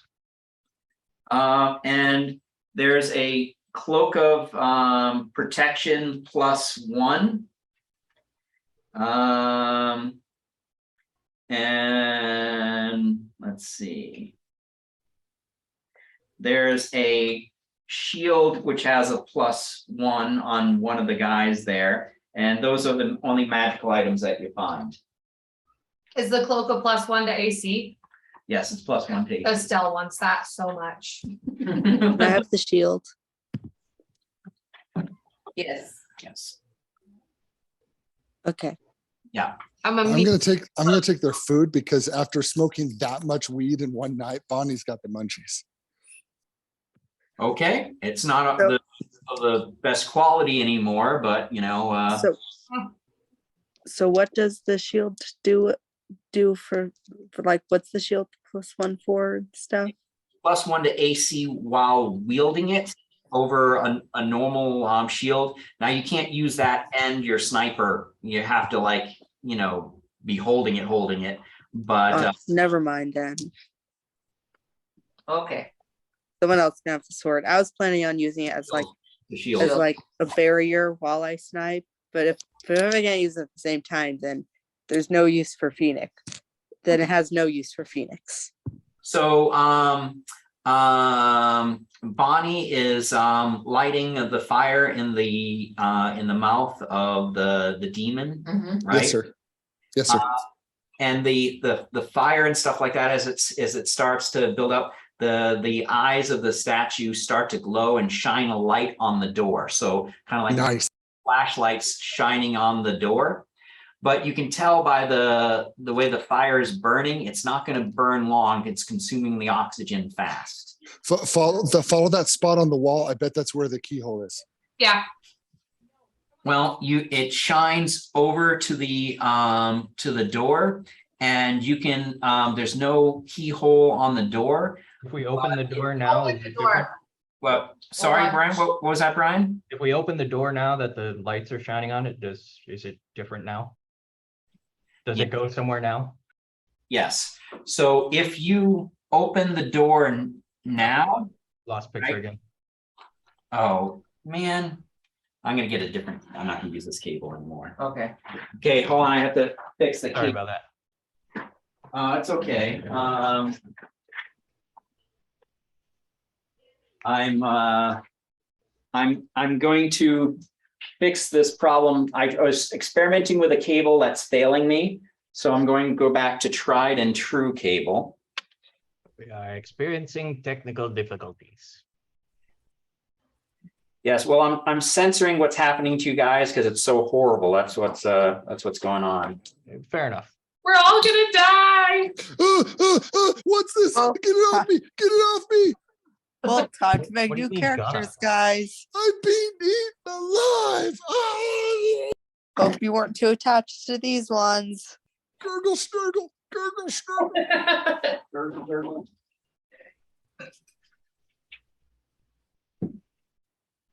Oh my goodness! Look at that monster! That's the most amazing thing I've ever seen. Oh my gosh! Anyone who sees this, have their sanity destroyed. Oh my gosh, is that a Pikachu? I take out my Pokeball and throw it at the Pikachu. Yes. Oh, but this Pikachu doesn't like Pokeballs. It throws the Oh. Pokeball. I only rolled a 5. I think I missed. It ran away too. Oh no, the Pikachu ran away. Wait, there's another one over there. Look, can you hear it? Anu, Anu. It's an Anu. Let's catch it. And I throw the Pokeball at Anu's direction. Well, that new cable was a failure, but that's okay. You have to experiment sometimes. All right, so we're back up and running. So what you see when you open the door this time, Mr. Brian, the shadow that it casts on this back wall opens, and all of a sudden there's a door, but it's made out of shadow leading outside. Oh, sweet. Hey, bonus. Shadow round. Nice. Yay. Steve and I'll poke our head through the door. Let's go to If it's somewhere safe enough, we'll potentially move through it. deadly, but at least there's oxygen. Yes, Where's Ox? you can feel the oxygen rushing in. So you peek your head around the corner, and what you see is, let me pivot this camera over here so you guys can see. Okay. I'm gonna oh, one. The floor is lava. Yes. The Yeah, it looks like it. Oh, gotcha. Okay, so we're on the edge of a cliff above the lava here, and there's a bridge. yes. Okay. Yep. And so you peek around the corner and you can see that there's Let's do a this. bridge and lava. Can we get to the bridge, or is it basically just like a sheer drop off from the other side of the It door? looks like we can No, get to the bridge. we can get the bridge. You can get to the bridge. Yep. Oh, are we gonna have to play floor is lava now? Uh-huh. Oh, Yes. yeah. So who's going to go first? Phoenix I'll go first. first and check for traps. Okay, Phoenix is going to cross the pit of instant death first. Cool. Hey, I did not agree to this. You always want to check for traps. Here. Well, that's the rogue's job. The rogue can go across first, check to traps. Why am I always doing it? I'm just the sniper. All right. Quentin, will you go check for traps? I was going to volunteer, but everybody jumped in front of me. So, you know, ladies Go first. check for traps. Okay. Well, now we're throwing you in front of us. Well, now we know where to fire damage. Steve and I got this. So it's a very rickety ridge that's been charred. The wood's of a particular type that must be resistant to such thing because the heat is tremendous. You wouldn't want to dawdle on this bridge, and you wouldn't want to have your buddies like on the bridge at the same time with you either. Yeah, this is definitely a one at a time kind of thing. Yeah. Steve and I are going to make our way as quickly but carefully as possible. Since And the bridge kind of is rickety, we paying should close start with the attention to the lightest trap and then kind of go thing. to the heaviest. Oh, yeah, hold on. I heard you, Natalie. Now, Brian, what was that last thing you said? Just as we go, we're going to kind of pay attention, just looking for anything out of the ordinary that could be a trap, tripwires, or, you know, weak boards, something like that. Mm-hmm. And I got a 16. Coming up out of the lava and comes around and confronts you is a person that is made out of lava. It's a lava monster, a lava person. A lava. Lava Yes. man. Is he aggressive? Was that Gollum? He seems to be walking at you with his hand out. He has no other weapon. Oh, remembering the hand Like the print on fire that other handprint? guy, I'm gonna let loose my crossbows in his face. Okay. Yes, because that does a lot against lava. Well, roll an attack.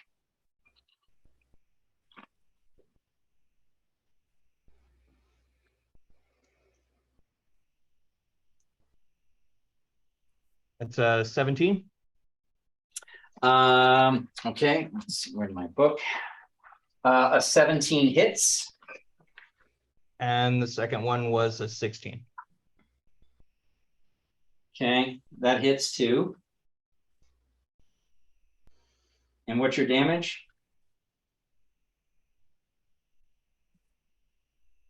Total of 15.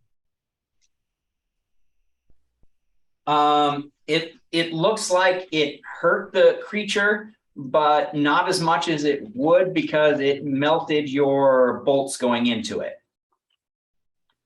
So until Fair enough. they melted it hurt him. So is he like pushing me back onto the bridge, or have I made it to the other end of the bridge and off the bridge yet?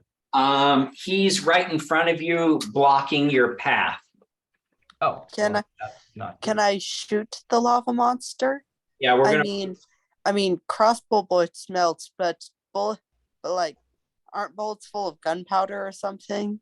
They're made out of lead, which has a lower melting point than the steel of the actual crossbow bolts. So I'm not that useful. I'm not saying that. I'm just saying it's not going to melt. The crossbow bolts melt, but it still hurt him. We're gonna go on a initiative right after I resolve it. Ryan, because this was kind of, he went first and he's across, so he can deal with it. You guys would have to do something, kind of a reaction after the fact. Yeah, this is all your fault, guys. Yeah. Brian even yells at, "Oh, your fault." You hear him from across the chasm.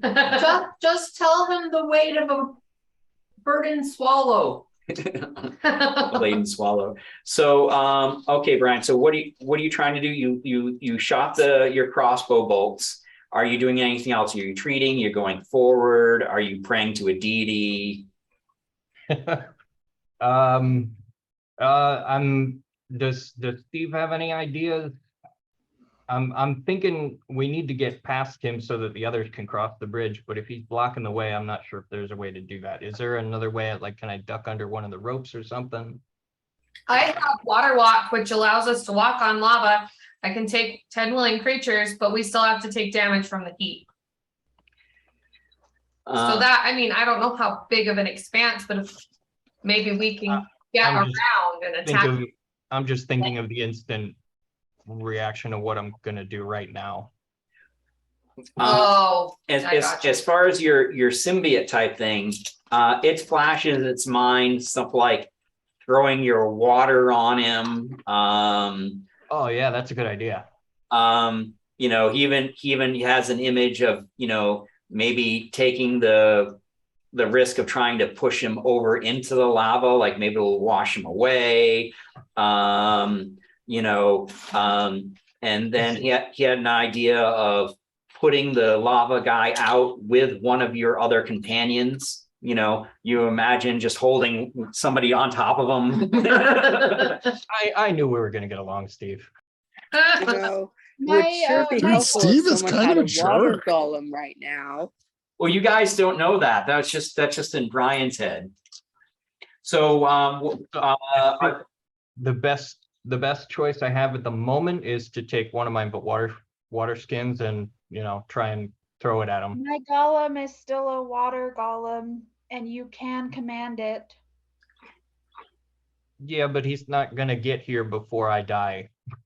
and matter of fact, you guys don't remember seeing the water golem in the little entrance hall, do you? No, Dex wasn't there either. Oh, well, Dex should have been there, but the where is Dex? He's right here. But when you go to command Dex, he goes slower and slower, and then all of a sudden stops working, like if something neutralized the magic. Oh, dang. So what I'm gonna do is I'm gonna take my water skin and open it up and just squeeze it at him to basically turn it into a water cannon and douse him. So you squirt it at him, and he looks kind of hurt and offended. Like, how could you do this to me? How dare you try and set me on fire? Are you sure that that's what he was trying to do? Did you even try and talk to him? Exactly. Yeah, maybe the guy who's been putting fire prints on people's faces just wanted a friendly handshake. All We right. don't know that that's this person. That could have been a different lava person. Let's roll for initiative for everyone else to get into the fight between Lava Dude. So 22. What's that? 22. Okay. I also got 22. Okay, well, I'll ask you guys rather than you guys talk all at once, so I can't hear you. So what did you say you got? 22. Okay, Phoenix, what did you say you got? 22. You got 22 as well. Okay, we'll just here. Okay, Estelle, 14, 14. Molly, 19. Bonnie, 16. 16, and Quentin. 26. Wow. 6. Nancy. Okay, Okay, Mr. Steve's a Overachiever. badass. So That's all yeah. I'm gonna say. So we'll go Quentin first. So Oh, wait, I gotta roll for the bad guy. I forgot about that. So he is a bad guy.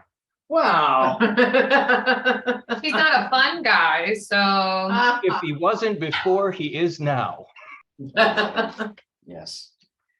Okay, so he's going on 12. Okay, so Quentin, go. So now in seeing his reaction, I'm not entirely sure that maybe he wasn't trying to kill me. So I'm going to take a step or two back and just wait and try and gauge his reaction to make sure I didn't overreact by shooting him.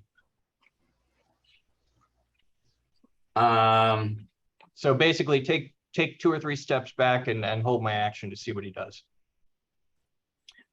Okay, so he comes towards you and he looks like he's trying to say something. He's pleading with you. He's taking these labored steps. You know, the parts of him have solidified and turned into rock, and he tries to take something out of a pocket and hand it to you. It looks like it might have been like a map with some notes, but it just burns up. He looks frustrated, and then he dissolves into lava and goes through the boards of the bridge, and just then washes away. Oh, well, crap. Well, crisis averted. Wow, he really I did. think the just rest want of a you friendly should get over handshake. here quick though, in case there are more of him. Yeah. So I'm I'll go gonna next. follow after. And it's Yeah, if there's more peaceful creatures, we can attack them too. I'm guessing Well, that Our maybe he was captain one of did the label us murder hobos.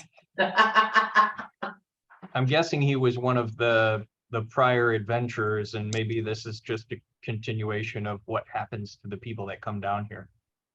Yeah, That's kind of what I was thinking too. same.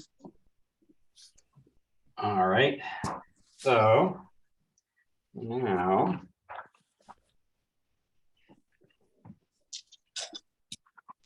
Dun, dun, dun, dun. Oh wow. Hey, I found the portal Who again. is this? Who are these giants looming over us? Bah. Shoot it. all right. So you guys have made it to like there's a room that's kind of shaped like a skull. Let's see, I think there's somebody else in there. Now you have. Oh, I meant to put a walkway going to here from this room. So you have a doorway that you can go through, which is right there. And that's about your only choice to proceed. Through the door. Check the Check door. the door for traps. Yes, check the door for traps. Let's see. The door does not seem to be trapped. So you go through the door. Yeah.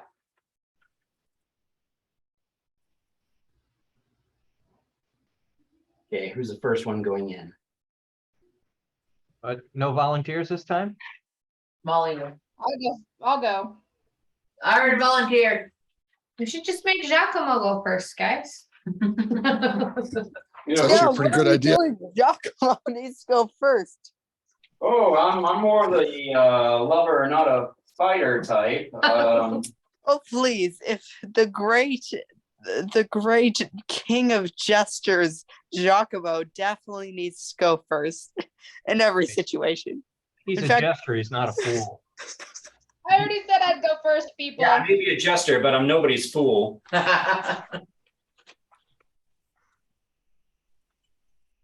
All right. So, but who's going in? I said I would. Oh, you're gonna go in? Yeah. Okay. I'll go in too. I thought we decided on Giacomo going first. Yeah, Giacomo is seems a little reluctant to do that. I'm more of a better of a rear guard, maybe not the very last guy, maybe a I'm second. literally the sniper. You don't get more rear guard than that, and yet people keep having me go first. You can go first. You're capable of that. Sure, we'll have everyone else go, and then I'll go, then you'll follow up. You can be the rear guard. Because Or here's then another idea. somebody to get the You contribute to the group. back, and then people in the middle have chances to survive. So So I'm checking out the room. Steve and I will be in there too. I'm checking out this pedestal with what I'm assuming is an angel statue on it. So I got Can't 13, so maybe. find out. So I will get Oh, out. Abby, you knocked over the statue. I'm good at that. I'm good at that. So who's going to check for traps this time? Giacomo said he'll do it. Good job, Giacomo. Okay, so yes. So the door slowly swings shut and you hear it shut behind you. Oh, now we're in a haunted house. So Anu, you said you're checking out the statue. Yeah. So you go up to the statue, and what are you doing to it? First let's do detect magic. Mm-hmm. So I'm gonna try and detect magic. Are you licking the statue? No. She I better just not. wanted- That's my thing. I just want to detect magic, Mm-hmm. and I got a nat 20. Woo-hoo. Okay. Yeah, Bonnie might have some brain damage left from smoking all that weed. So you Lots of lickings now. so it is magical. Cool. Are you doing anything else with it? I'm gonna see if I can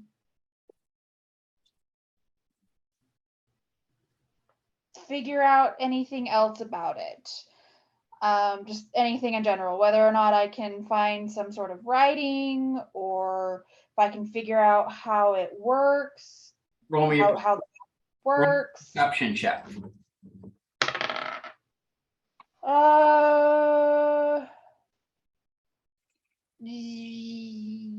16. You notice it's breathing. Oh, Breathing. oh. Yes. Ew. Oh, great. The classic Guys, stone The angel. statue is alive. Don't blink. That's how it gets you. Right? That's what I was thinking. I'm like, is there a mirror in the room? Can Estelle make an arcana check to see if she'd know what kind of magic it is enchanted with? You can. 19. You believe it is some sort of a stone to flesh, Okay. but it's weird because it should be solid stone, but it's still somewhat movable, as if this thing was alive and is turning into stone very slowly. Hmm. Maybe we should try to talk to it. Maybe it's friendly like Lava Guy. Talking to it doesn't seem to do any good. It seems beyond that. Can I check out its insides with my ring? Braids. You can. Okay.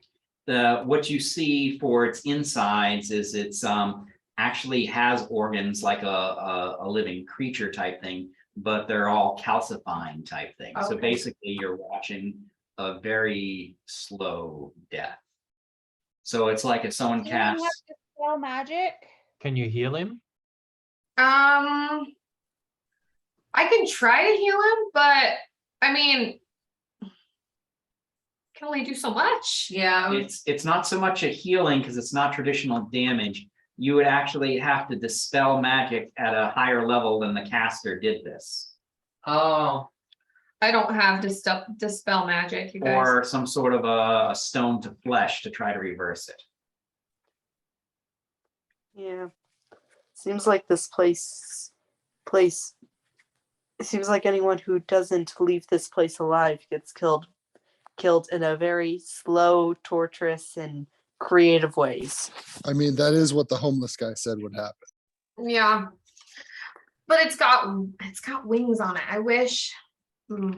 Yeah, no, it's got legitimate wings, and then they're not like glued on or anything. It's They're not- legitimate Molly wings. pulls out her psychic papers and says, look, a stone to flesh script. That only fools people. It doesn't actually give you magic powers. Oh man. It was funny. All right. Does anyone touch it or lick it? Molly, Funny. Bonnie, Heck yeah, I'll lick it. are you really doing Oh it? my gosh. I told you, brain damage from all that weed. I It's think, gonna turn you to stone too. I think he's really doing it. Are you really doing it? Or are you kidding? I'm totally kidding. Are you mad?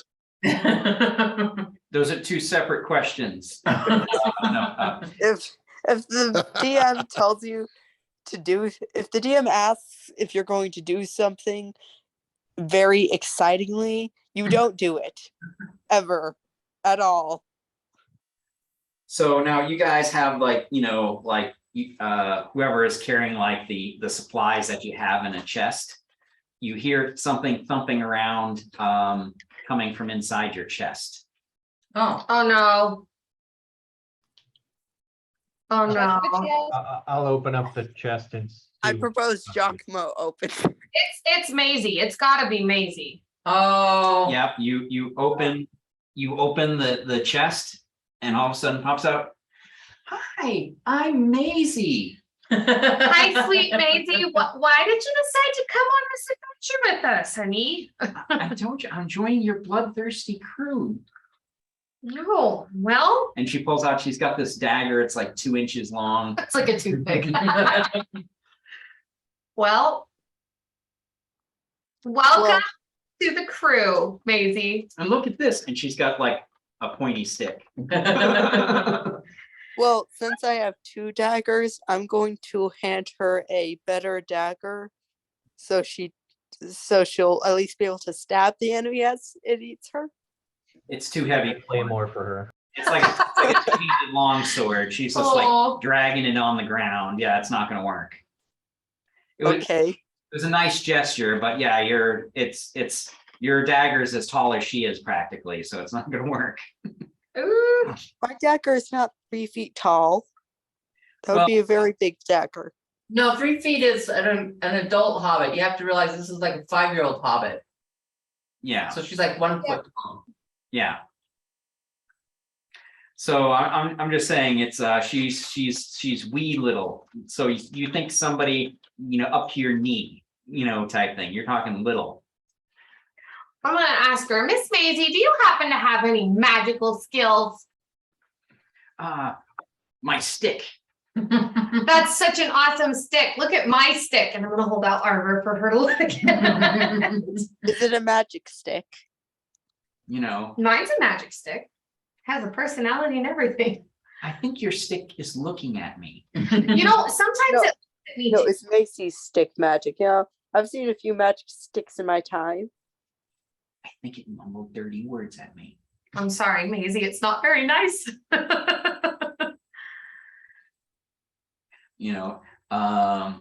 Oh, now it's not looking at me, I don't like your stick. Your stick's mean. Its name is Arbor. And yes, Arbor is kind of mean. No, but my knife does. Oh. I call it Sting.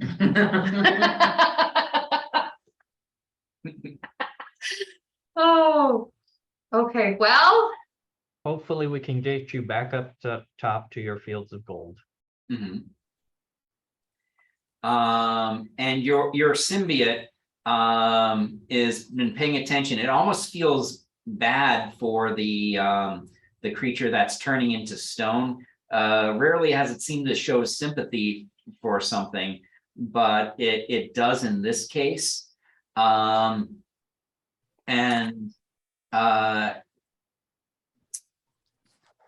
You know, it almost wants to put the thing out of its misery.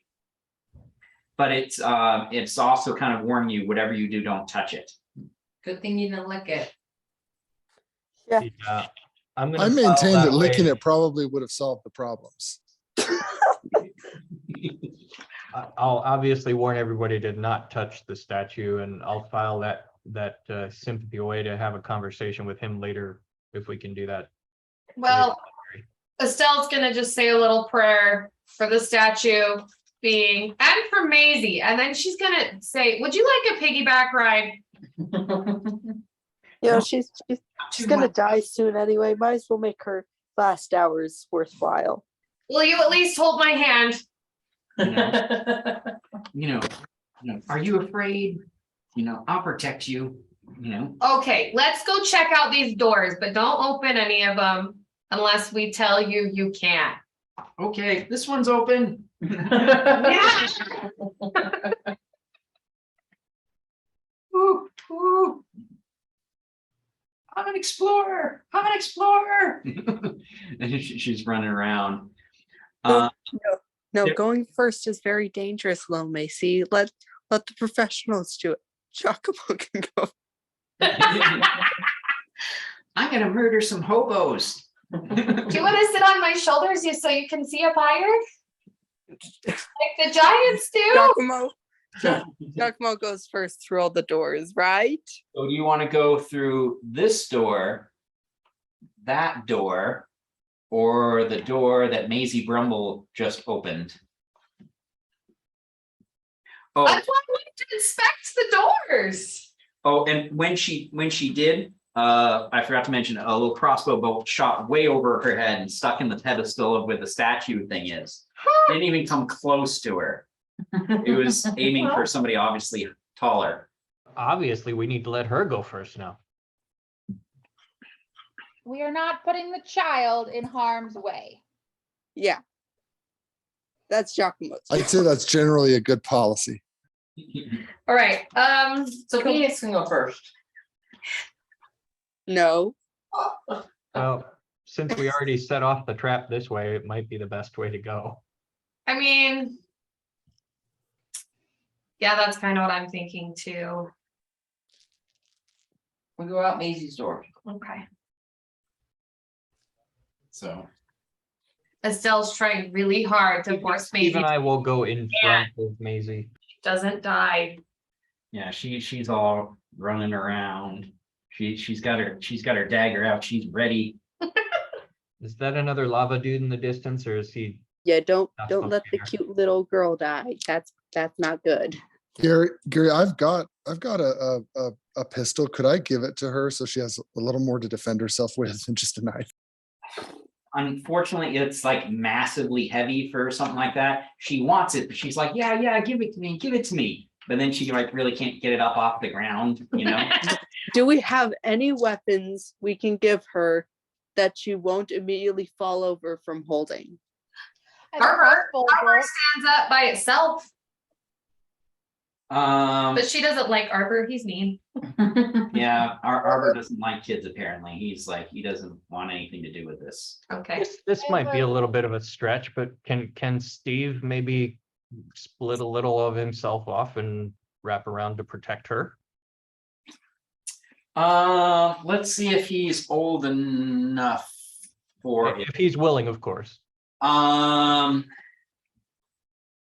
know, he doesn't seem happy about it. He doesn't understand why, you know, we just don't let everybody else, you know, get killed off and take all the treasure for ourselves. But if you really, I guess if you really want to save these people, he'll try it, but Because with the rest of them around, we actually end up with more treasure that way. you know, so he goes, so you have to make a will check to see if you can get some of it to separate.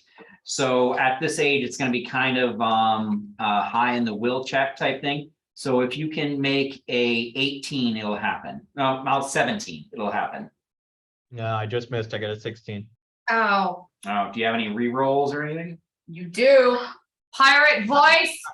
I do, but I feel a little bit of guilty about trying to make him do that, so I'm not going to force him to do it. Okay. Okay. So yes, there is another lava dude there, and he's just walking in the lava. He seems really sort of dazed and confused. He doesn't seem to be fully aware of what's going on around him. I don't think there's a lot we can do for these lava people aside from kill them, and I don't know if we Put them out of their misery almost. Well, couldn't we Knowing try the way- talking to them? Knowing the way that our patron likes us to do things, we should probably try not to kill them unless we have to. I know. Well, you can go try to talk to one of them. So Go for it, Bonnie. you try to say to lava person. Lava Larry. I knew there was going to be a Larry in this episode. It's my boyfriend's name. Well, Well, we had two Daryls, so Essentially, I just want to do a persuasion test and try to convince the lava person to talk to us, I suppose. Can the lava person even talk? Nothing enough to I us. don't know. I'm asking the DM. Well, no, and I said, well, say something to him. I guess you guys missed that. I was like, well, there he is. I put you up to him, so try to talk to Okay, him. Bonnie, talk to him. I Alright. don't think the lava people can talk. The last lava person was trying to mouth something, but couldn't. Okay, so Bonnie's going to reach into her pouch, take out a little bit of food, break it in half, and hold it out to him. She's going to say, "Ba weep grana weep ninibong," which is the universal greeting. I don't know what universe you're living in, but Oh my gosh, did none of you see the Transformers movie? Oh gee, that was such a great reference. It was just wasted on you guys. No. Wasted. So It's an old reference. yeah, so All my references are old, Natalie. yeah, well, anyways, here we go. So the guy comes, seems to focus on you, seems a bit surprised, and he starts making his way towards the edge, and he has his hand out and he has a pleading look in his eye, type thing. So Bonnie's going to ask, what can we do to help you? What do you need? And he's mouthing something. Every time he speaks, lava just comes out of his mouth rather than air. So you're not quite sure what he's saying unless you can. I'm going to use my perception and try to read his lips. I think Anu can read lips. She's deaf. I can read lips. Oh my Yeah, that's a gosh. skill she has. She's actually useful. Yes, do it. It's always useful. But yes, I No, can Dex read is lips. useful. So he's saying things like, it hurts, please help. What hurts? It burns. I'm slowly burning for so long. The pain is changing me into something. I can feel myself becoming something. The evil of this place gets into you. You must get out before you become like me. Do you know how to get out? Can't find the way out. Been looking for so long. Can't find the way out. And then it how you were offering it food, actually Bonnie. Bonnie, yeah. It tries to take your food type thing, but when it does, it burns your hand, but it doesn't look like it did it on purpose. Right. And it He's just suffering. it burns you for 12 points of damage. Burned by a man. It is a Tuesday after all. Yes. And it tries to eat the food, but it just burns up before it can put it in its mouth, and it just looks terribly like desperate, like it was so hungry. Okay, Gary, I have that healing potion that I got a few sessions back that removes, it doesn't heal hit points, it removes states like paralysis or turn to stone or stuff like that. Mhm. I'm gonna use it on him to see if I can remove this curse that he seems to be under. You have that, use it on the angel statue. That one has wings. All right, so We can't touch the angel statue though. But you can throw it at it. You can throw the potion bottle at it. But it can't, what, the angel statue wasn't moving its limbs, it was just breathing. yes, it was just breathing. Well, I want to try and save this guy, so I'm gonna use the potion on this guy to see if it works. In the lava, or is he up on the side with Well, us? he started to climb up on the side Okay, to get the food, so you guys meet kind of like kind of like in the that. middle, okay. Okay, so you get your potion. And, Too bad that potion's not a Red Bull. oh, who? Red Bull gives you I guess it gives wings. you wings. Ha ha ha ha. And let's see, do I have a guy that's good for that?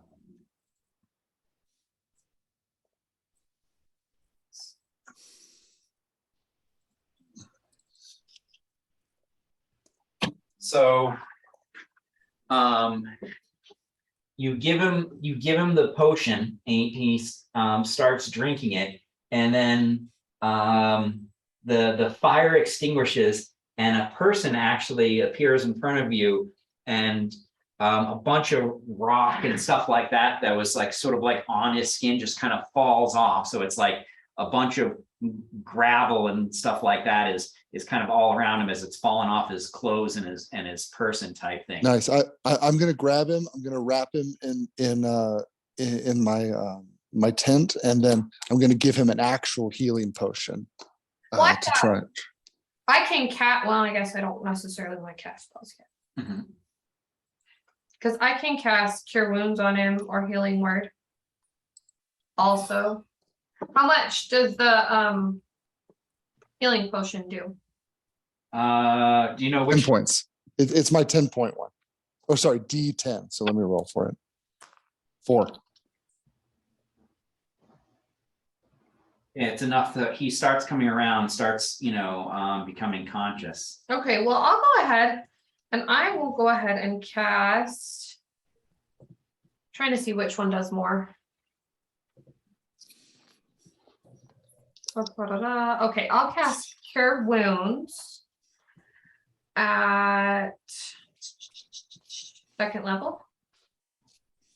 So that's 2d8s plus 4. So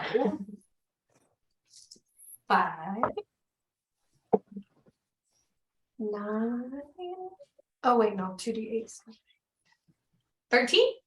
Okay, 13 points plus the 4 from before. So he's actually conscious, and he's. Who are you people? What's going on? Oh no, I'm still here. Don't worry, sugar. We're here to save you. The Belladonnas are coming. Oh, the Maker save us. Oh, there's just there's no way out of this stupid place. Oh, I'm gonna give him some water. and he drinks the water. He goes, I thank you, but like I've seen people take their own lives trying to get out of this place, and they just turn into creatures, or if they die here, they turn into creatures. It just, and no matter what, it's a slow, painful, like being absorbed into this place. Do you know how long you've been here? I entered, and he gives you a date, which was about 5 years ago. Was there anyone else with you at the time? Yes, I came down here with 15 souls. How long did it take before you started being absorbed by this place? And he goes, well, my supplies ran out in about a week, and then we had to fight off some of the things that were in here, and then I don't know. I'd probably say I started to turn somewhere after I ran out of supplies, and I don't know how long have I been down here? What, like 3 weeks or so? Yeah. It's been about 3 weeks since you got down here. Bonnie, it's been 5 years. Bonnie was trying to be kind. Nice. 5. Because if he freaks out, see, now he's freaking out.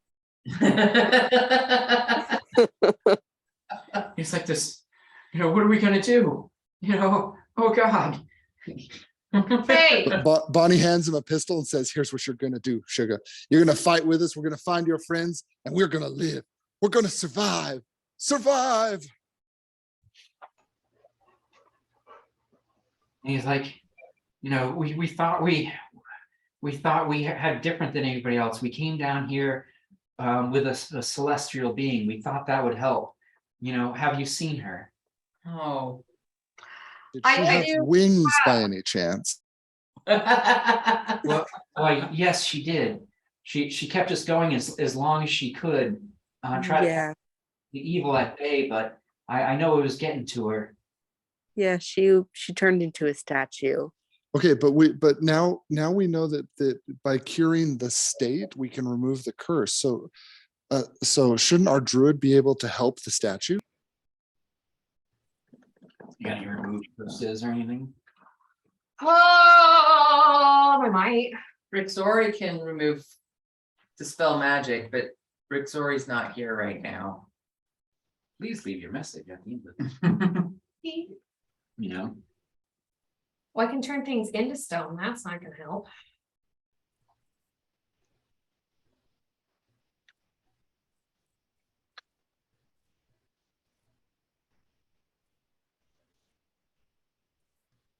Oh, and up in the distance, if you're keeping going forward, there's a door right there that you'll see if you go forward a little bit more. Does our new friend have any sort of magical capabilities?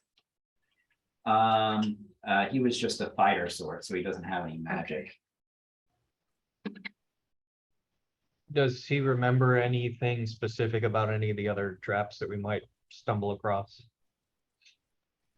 And he says it's kind of fuzzy, and believe it or not, this place changes. It's like this place is like little islands that flow along this lava, and if you wait long enough, the landscape changes. Haha, I do have dispel magic. It's only 3rd level though, but I have it. I think knowing that, we need to figure out what we're doing and get out of here before things change and we get stuck here like everybody else. Yeah. Yes, Yeah. Gary, I want to Start ask this floating guy if he ever found the orb when they were down here. Found the orb. We found orbs. You don't understand.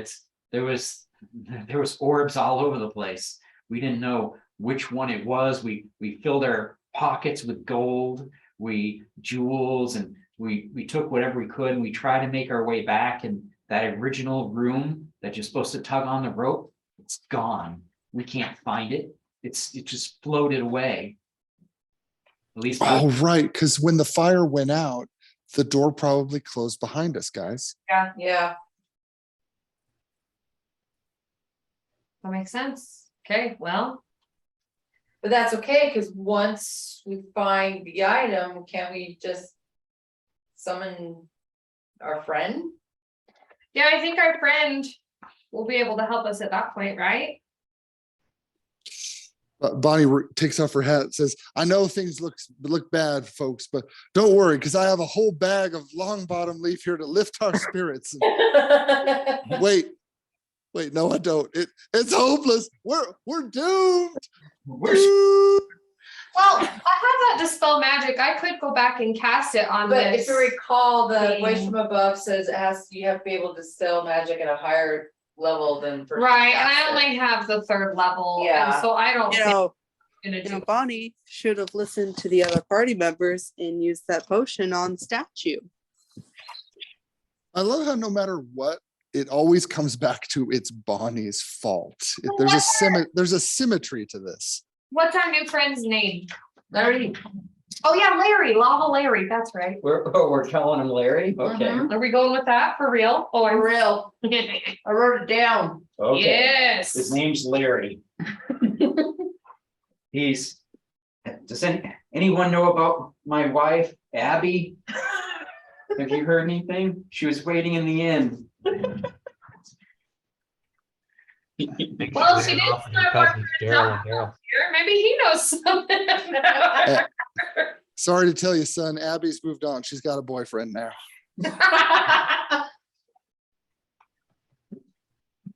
So I'm moving to the next Ooh. section. Dun, dun, dun. So that's what you guys see now.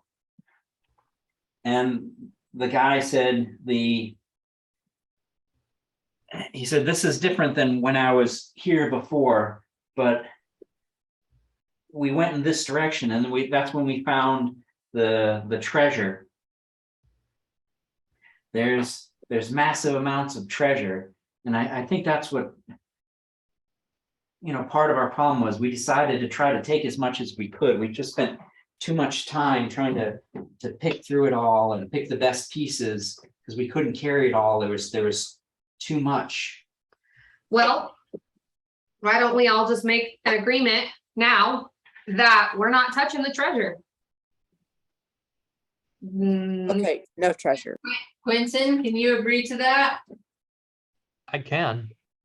Because Can you abide by that? I can. will Will you? you abide?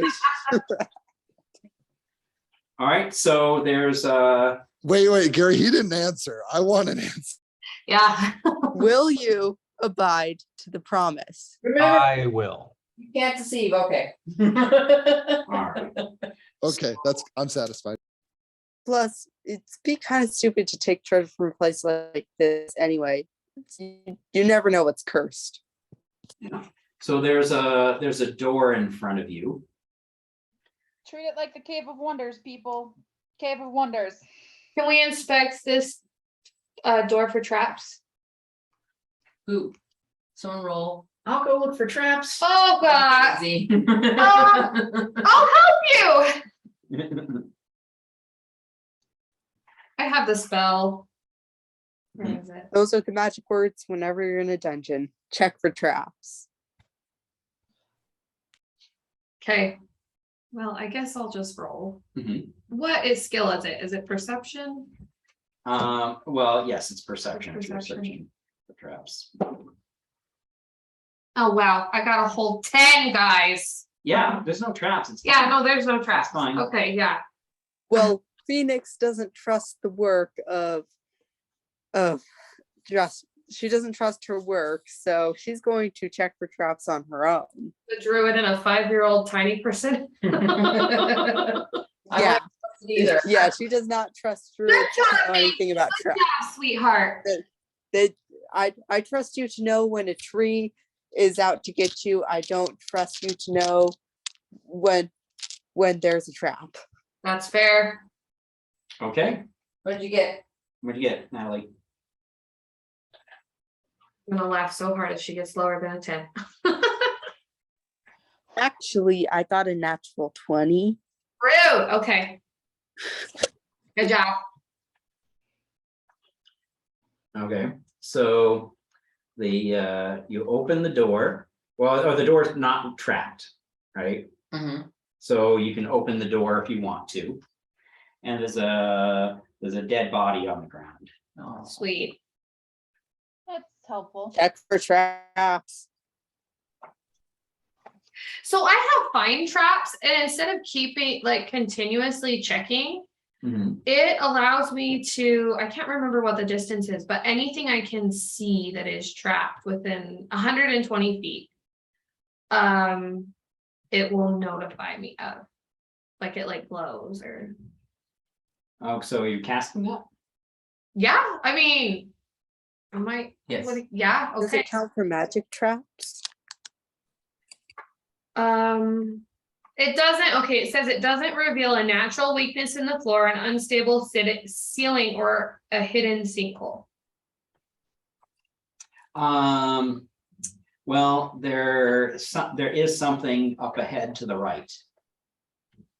Okay. Yeah, it doesn't say that, it tells me, oh, it says you learn the general nature of the danger. It's coming from the right and it's like in the take your head off type of. Okay, okay. So maybe, okay. Maybe Maisie should go first. She's short. I'm not sending a child into danger. Nope. Aziz, light. The light. Oh, I miss the. Maisie, we're not turning Maisie into another Aziz. No. If no one else will go, I'll go, but we're not sending the kid. Maisie's like, I'll do it. You know, she's all excited, you know. All right. Oh, okay, Maisie, just watch me first, okay? And Arbor be placed in front of the trap. I don't think Arbor would like that very much. Okay. You know what you could do though? It's the head chopping off sort. What if you crawled? Only the penitent man shall pass. Exactly. All right, are you gonna crawl? Heck yeah. Okay, so you're crawling. Well, it's blocking the camera, so I'm gonna have to use something else to represent you. We can just imagine. Yeah. So well, anyways, this is, you guys watching? Yeah, I'm watching. So this is what you see. Cool. Wow. Whoa. That was exciting.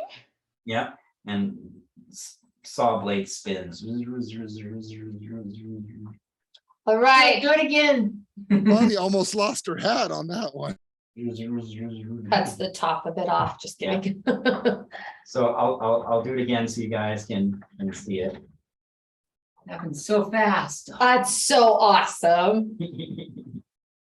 So yeah, so I got a little trap there, and That's really cool. Red too. what's that? I like how you painted it red too. Yeah, and then there's another door up here, you know, but it's already ajar. That's door. The door is ajar. Mhm.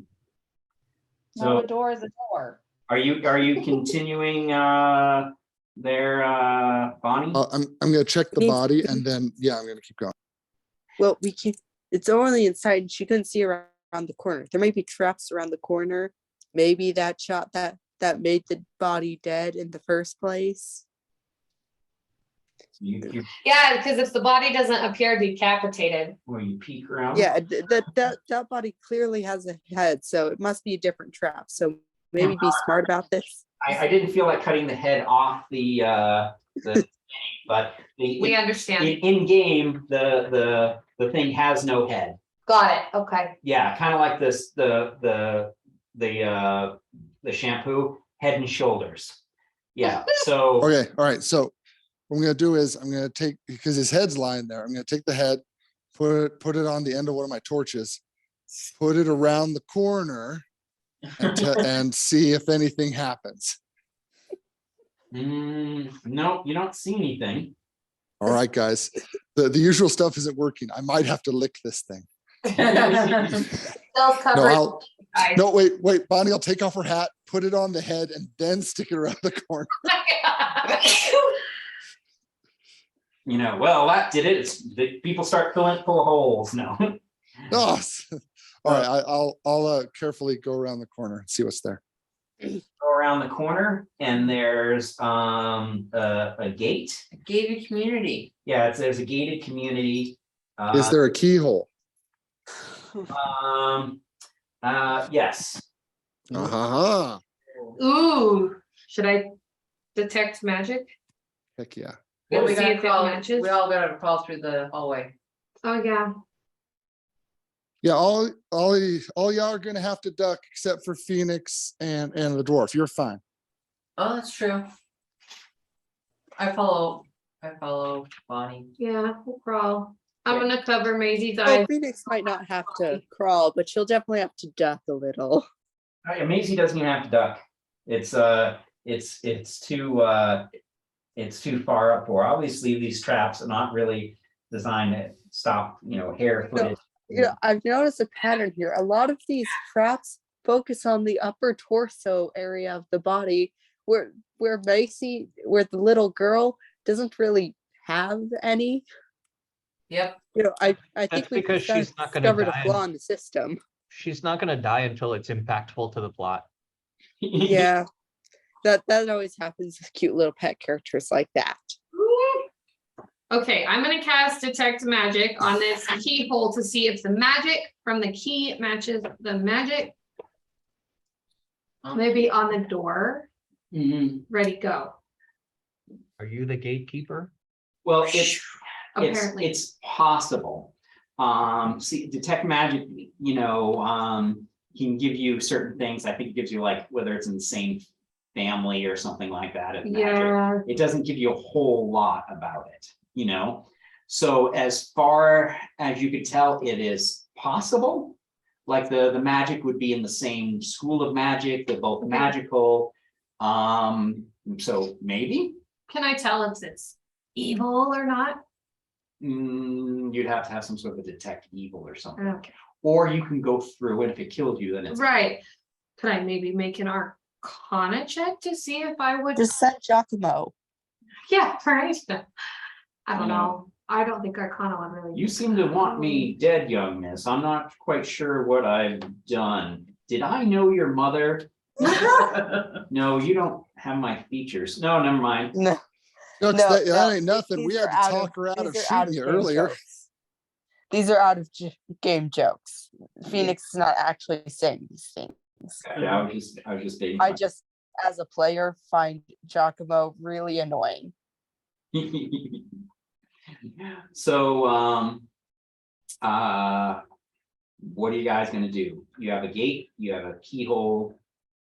Does the key fit the hole? Are you trying it? Yes. Should we check for? I love how your voice cracked when you said that. It's gonna be a mimic, and I'm gonna get eaten. Oh, okay. Yeah, I'm sticking the key in. Okay. Does it fit? It fits. I'm gonna turn it. You're turning it. No. I'm just kidding. I was just trying. So Oh my gosh, Gary, you're gonna give her a heart attack. the I'm already like my heart's pounding. Like, what's behind this gate? the gate opens up, right?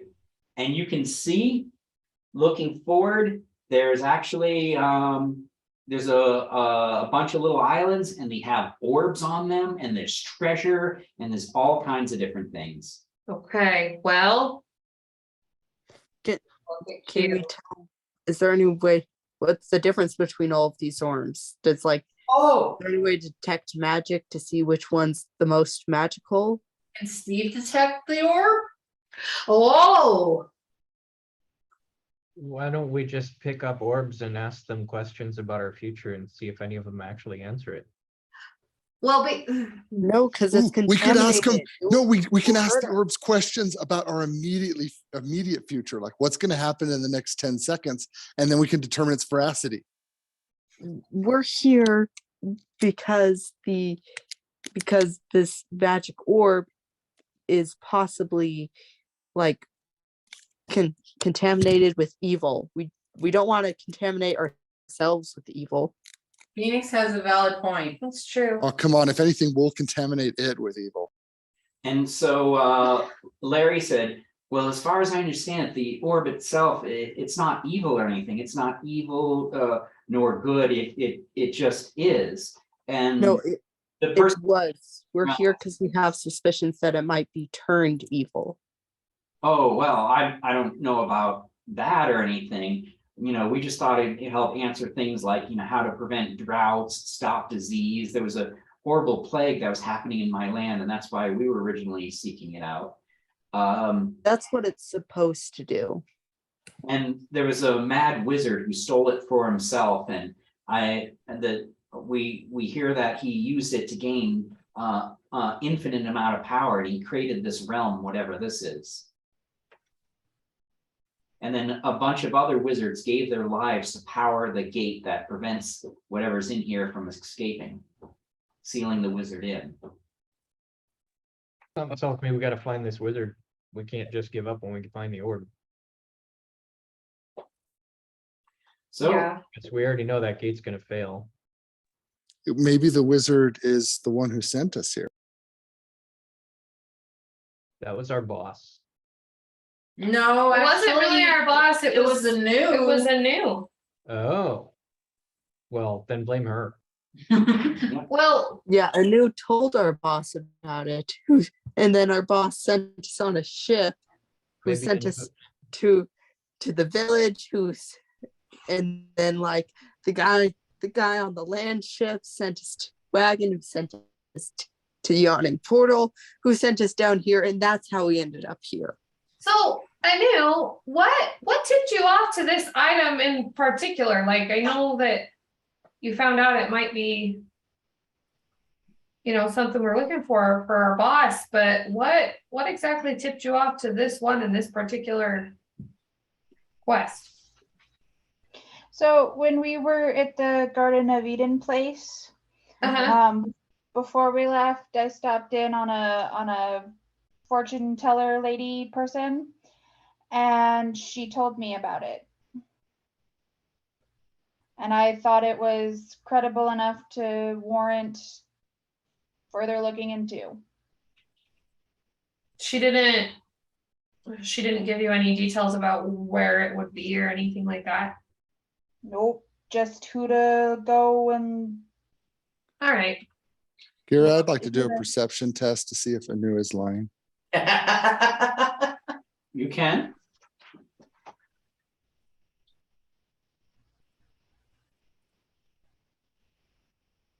Are you rolling perception check?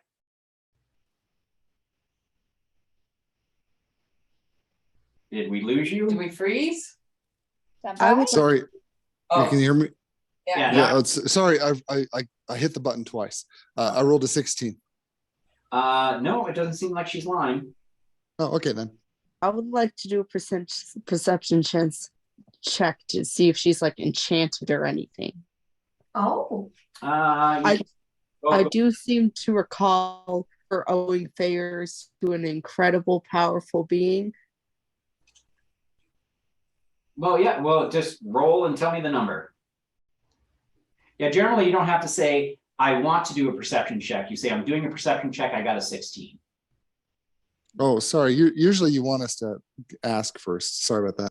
Oh, I never did. I'm always trying to get you not to ask. I'm trying to say, you know, I'm doing a perception check and roll, and then I tell you. 18. No, you can't seem to tell. No, she seemed perfectly normal. I mean, Okay. It seems weird, but I mean, that doesn't seem any different than, you know. Just her normal weird. Yeah. Cool. But like, no one said normal equals good. That's just what usually happens. That's the definition of normal. Yeah. Yep. There you go. So I think our best bet here is if somebody can still do detect magic, we just see if any particular ones of the orbs are magical, or if they're all magical, it's gonna be a waste of time. But if there's only one or two that are magical, then we can focus on those. Well, where you gonna have like the detect magic could detect the intensity of the magic, and I imagine that the orb of all seeing deities is probably tons more magical than any possible fake. possibly, but you're gonna have to go up there to do it. It's a little bit of a way to do that down the hallway. So I'm checking for traps as I go into the room, and I've got an 18. Nice. Okay. Is anyone else following him in? I will. I'll go. Follow women. Okay. I'm bringing Maisie along. So you go in, and so it's who said you? Anu, you said you're going. Yep. you, Estelle, Maisie, Molly. Giacomo. And Giacomo, Phoenix, are you going in or staying outside? What are you doing? Did she say? I'll like I'll like follow them, but like from the back, I'll be like right by the gate, not quite in yet. Okay, now this is something you'll want to see.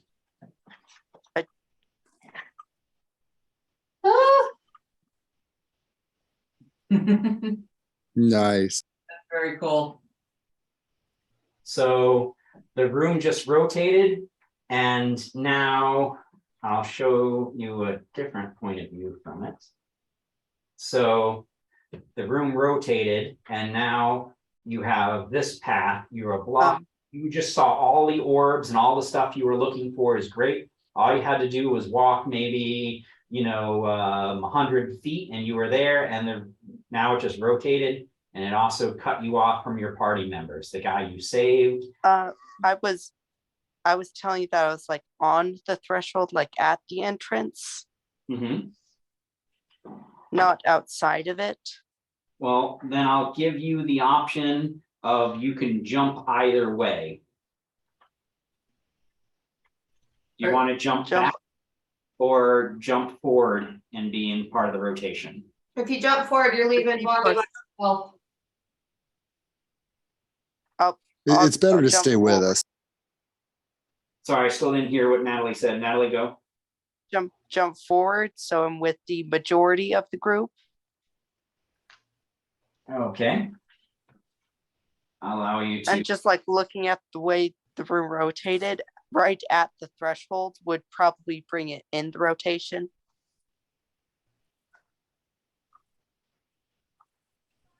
So I'm going to show you guys so you can see on the camera a little bit more what the rotation looks like. So it actually rotates. It's got gears underneath. That's so. Oh, look, Bonnie. That's really cool. Yeah. So I'm going to rotate it all the way around and back to where it was.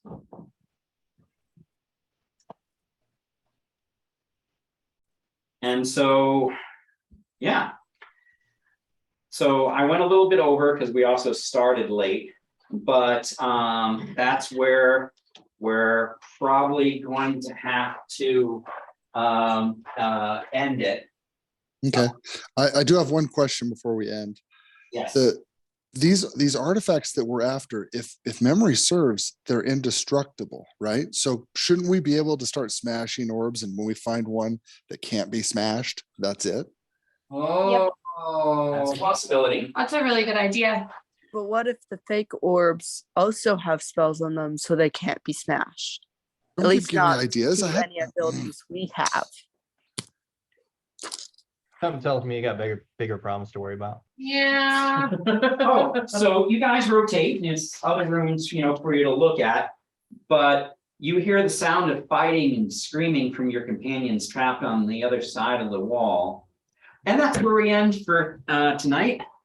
Well, good thing I jumped over to your side. No, Gary, we went out of our way to save them. Yeah, that's why they're dying.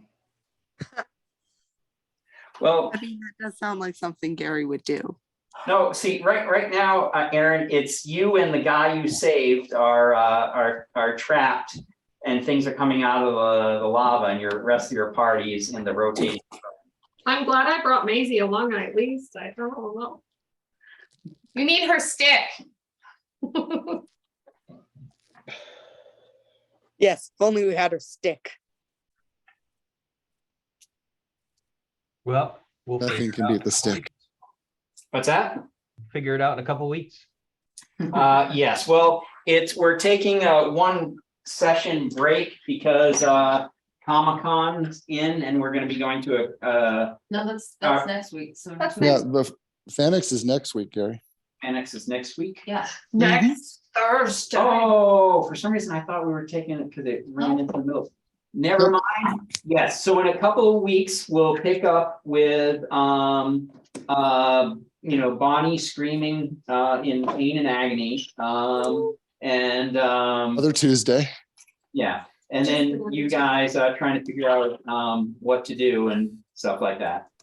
So you like my new actual moving traps? It's so cool. Yes. Yeah, Oh it my was gosh. awesome. They're And- uber cool. Like when that little saw blade came out, I just geeked out. I know. That was so smooth. Mm-hmm. Mhm. You know, I think it was a nice touch having Giacomo fall over when he rotated through. Yeah, well, he doesn't have the best balance. He's a bard, not necessarily a fighter, but he does have some magic. Okay. It Mhm. was actually a really cool perspective seeing it when the camera was in there turning with it too. Yeah, yeah. I was waiting for that. I got a cable. I'll show you that.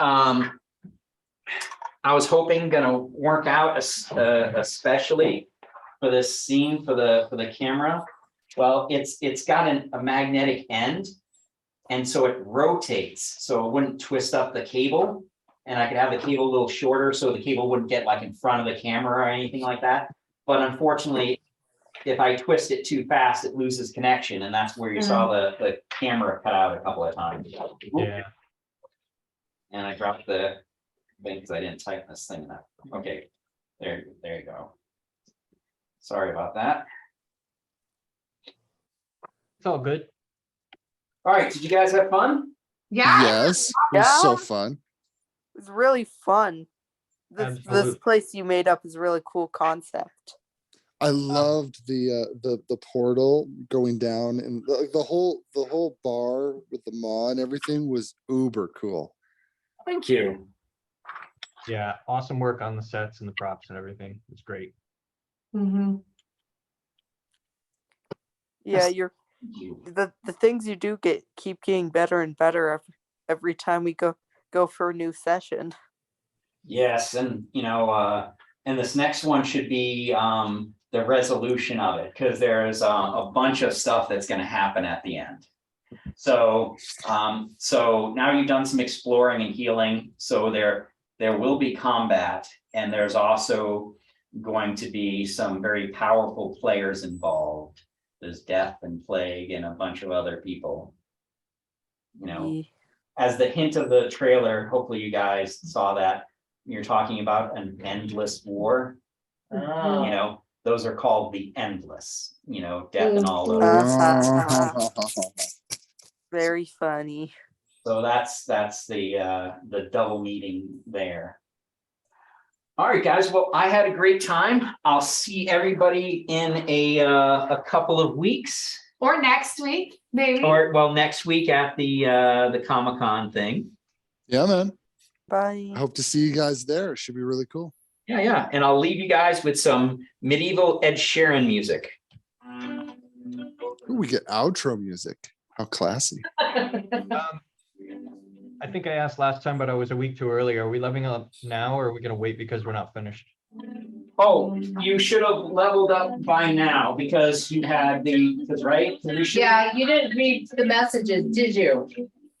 I did. I didn't see anything about leveling up. There were supposed to be 6. Yeah, you should be You at were supposed to be level 6 for this session. Yeah. Oh, So I missed it then. Okay. Oops, I thought it was level 7. I leveled up to level 7. Funny. Did you really? I did, but all it gave me was extra hit points and an ability I never got to use. So it's okay. Wow, so Bonnie leveled up and she still spent the whole session getting high. Trying to. Someone stole my stash. Justifiably, we need our leader to do something, and not just mourn over stolen weed. Gotcha. All right, everybody. Great session, and I'll see you all in 2 weeks. Did you like the improvements, like the wide angle camera, for example? Yeah. Yes. Yeah. Absolutely. I try to improve every time, and so so I will. The sound's getting better too. Oh yeah. I'll explain what I did to improve the sound, because each device, in order for me to accomplish this, I'm having 3 devices use the internet. I have my laptop projecting the wide angle camera. I have the point of view camera on my main computer, plus using the audio, and Carrie's phone, which is using our Wi-Fi. Zoom requires 4 megabytes of upload speed to accomplish it. What I had before in my previous plan was 5. So it was trying to use 3 devices using 4 with only 5 available, right? So I've upgraded my plan from 75 megabits download, 5 megabits upload, to now I have 900 megabits download and I have 20 megabits upload. So that's going to improve my video and audio quality and buffering and all that. So it's not trying to downplay things. So that's It's definitely noticeable. It's awesome. Yeah, it is. yeah. So I'm slowly working out the bugs, trying to get this to be a quality production. And you guys saw the pictures of some of the stuff I'm doing. I'm actually starting paneling the room, and I'm making custom shelves for my miniatures, and yeah. Yeah. It all looks good. Yeah, and awesome. You know, like Aaron was bragging about his ship, and rightfully so, because he put all this detail into the wood that's not there. It's just kind of a flat print, but it actually looks like wood grain. So yeah, and and Carrie and Aaron are doing excellent work painting miniatures for me that all look spectacular. And you see some of these different people. So, well, I'll let everyone go. Looks so good. All right. Talk to you guys later. Good night. Bye, guys. Night. Later. I think this one's so awesome. Yeah, from painting.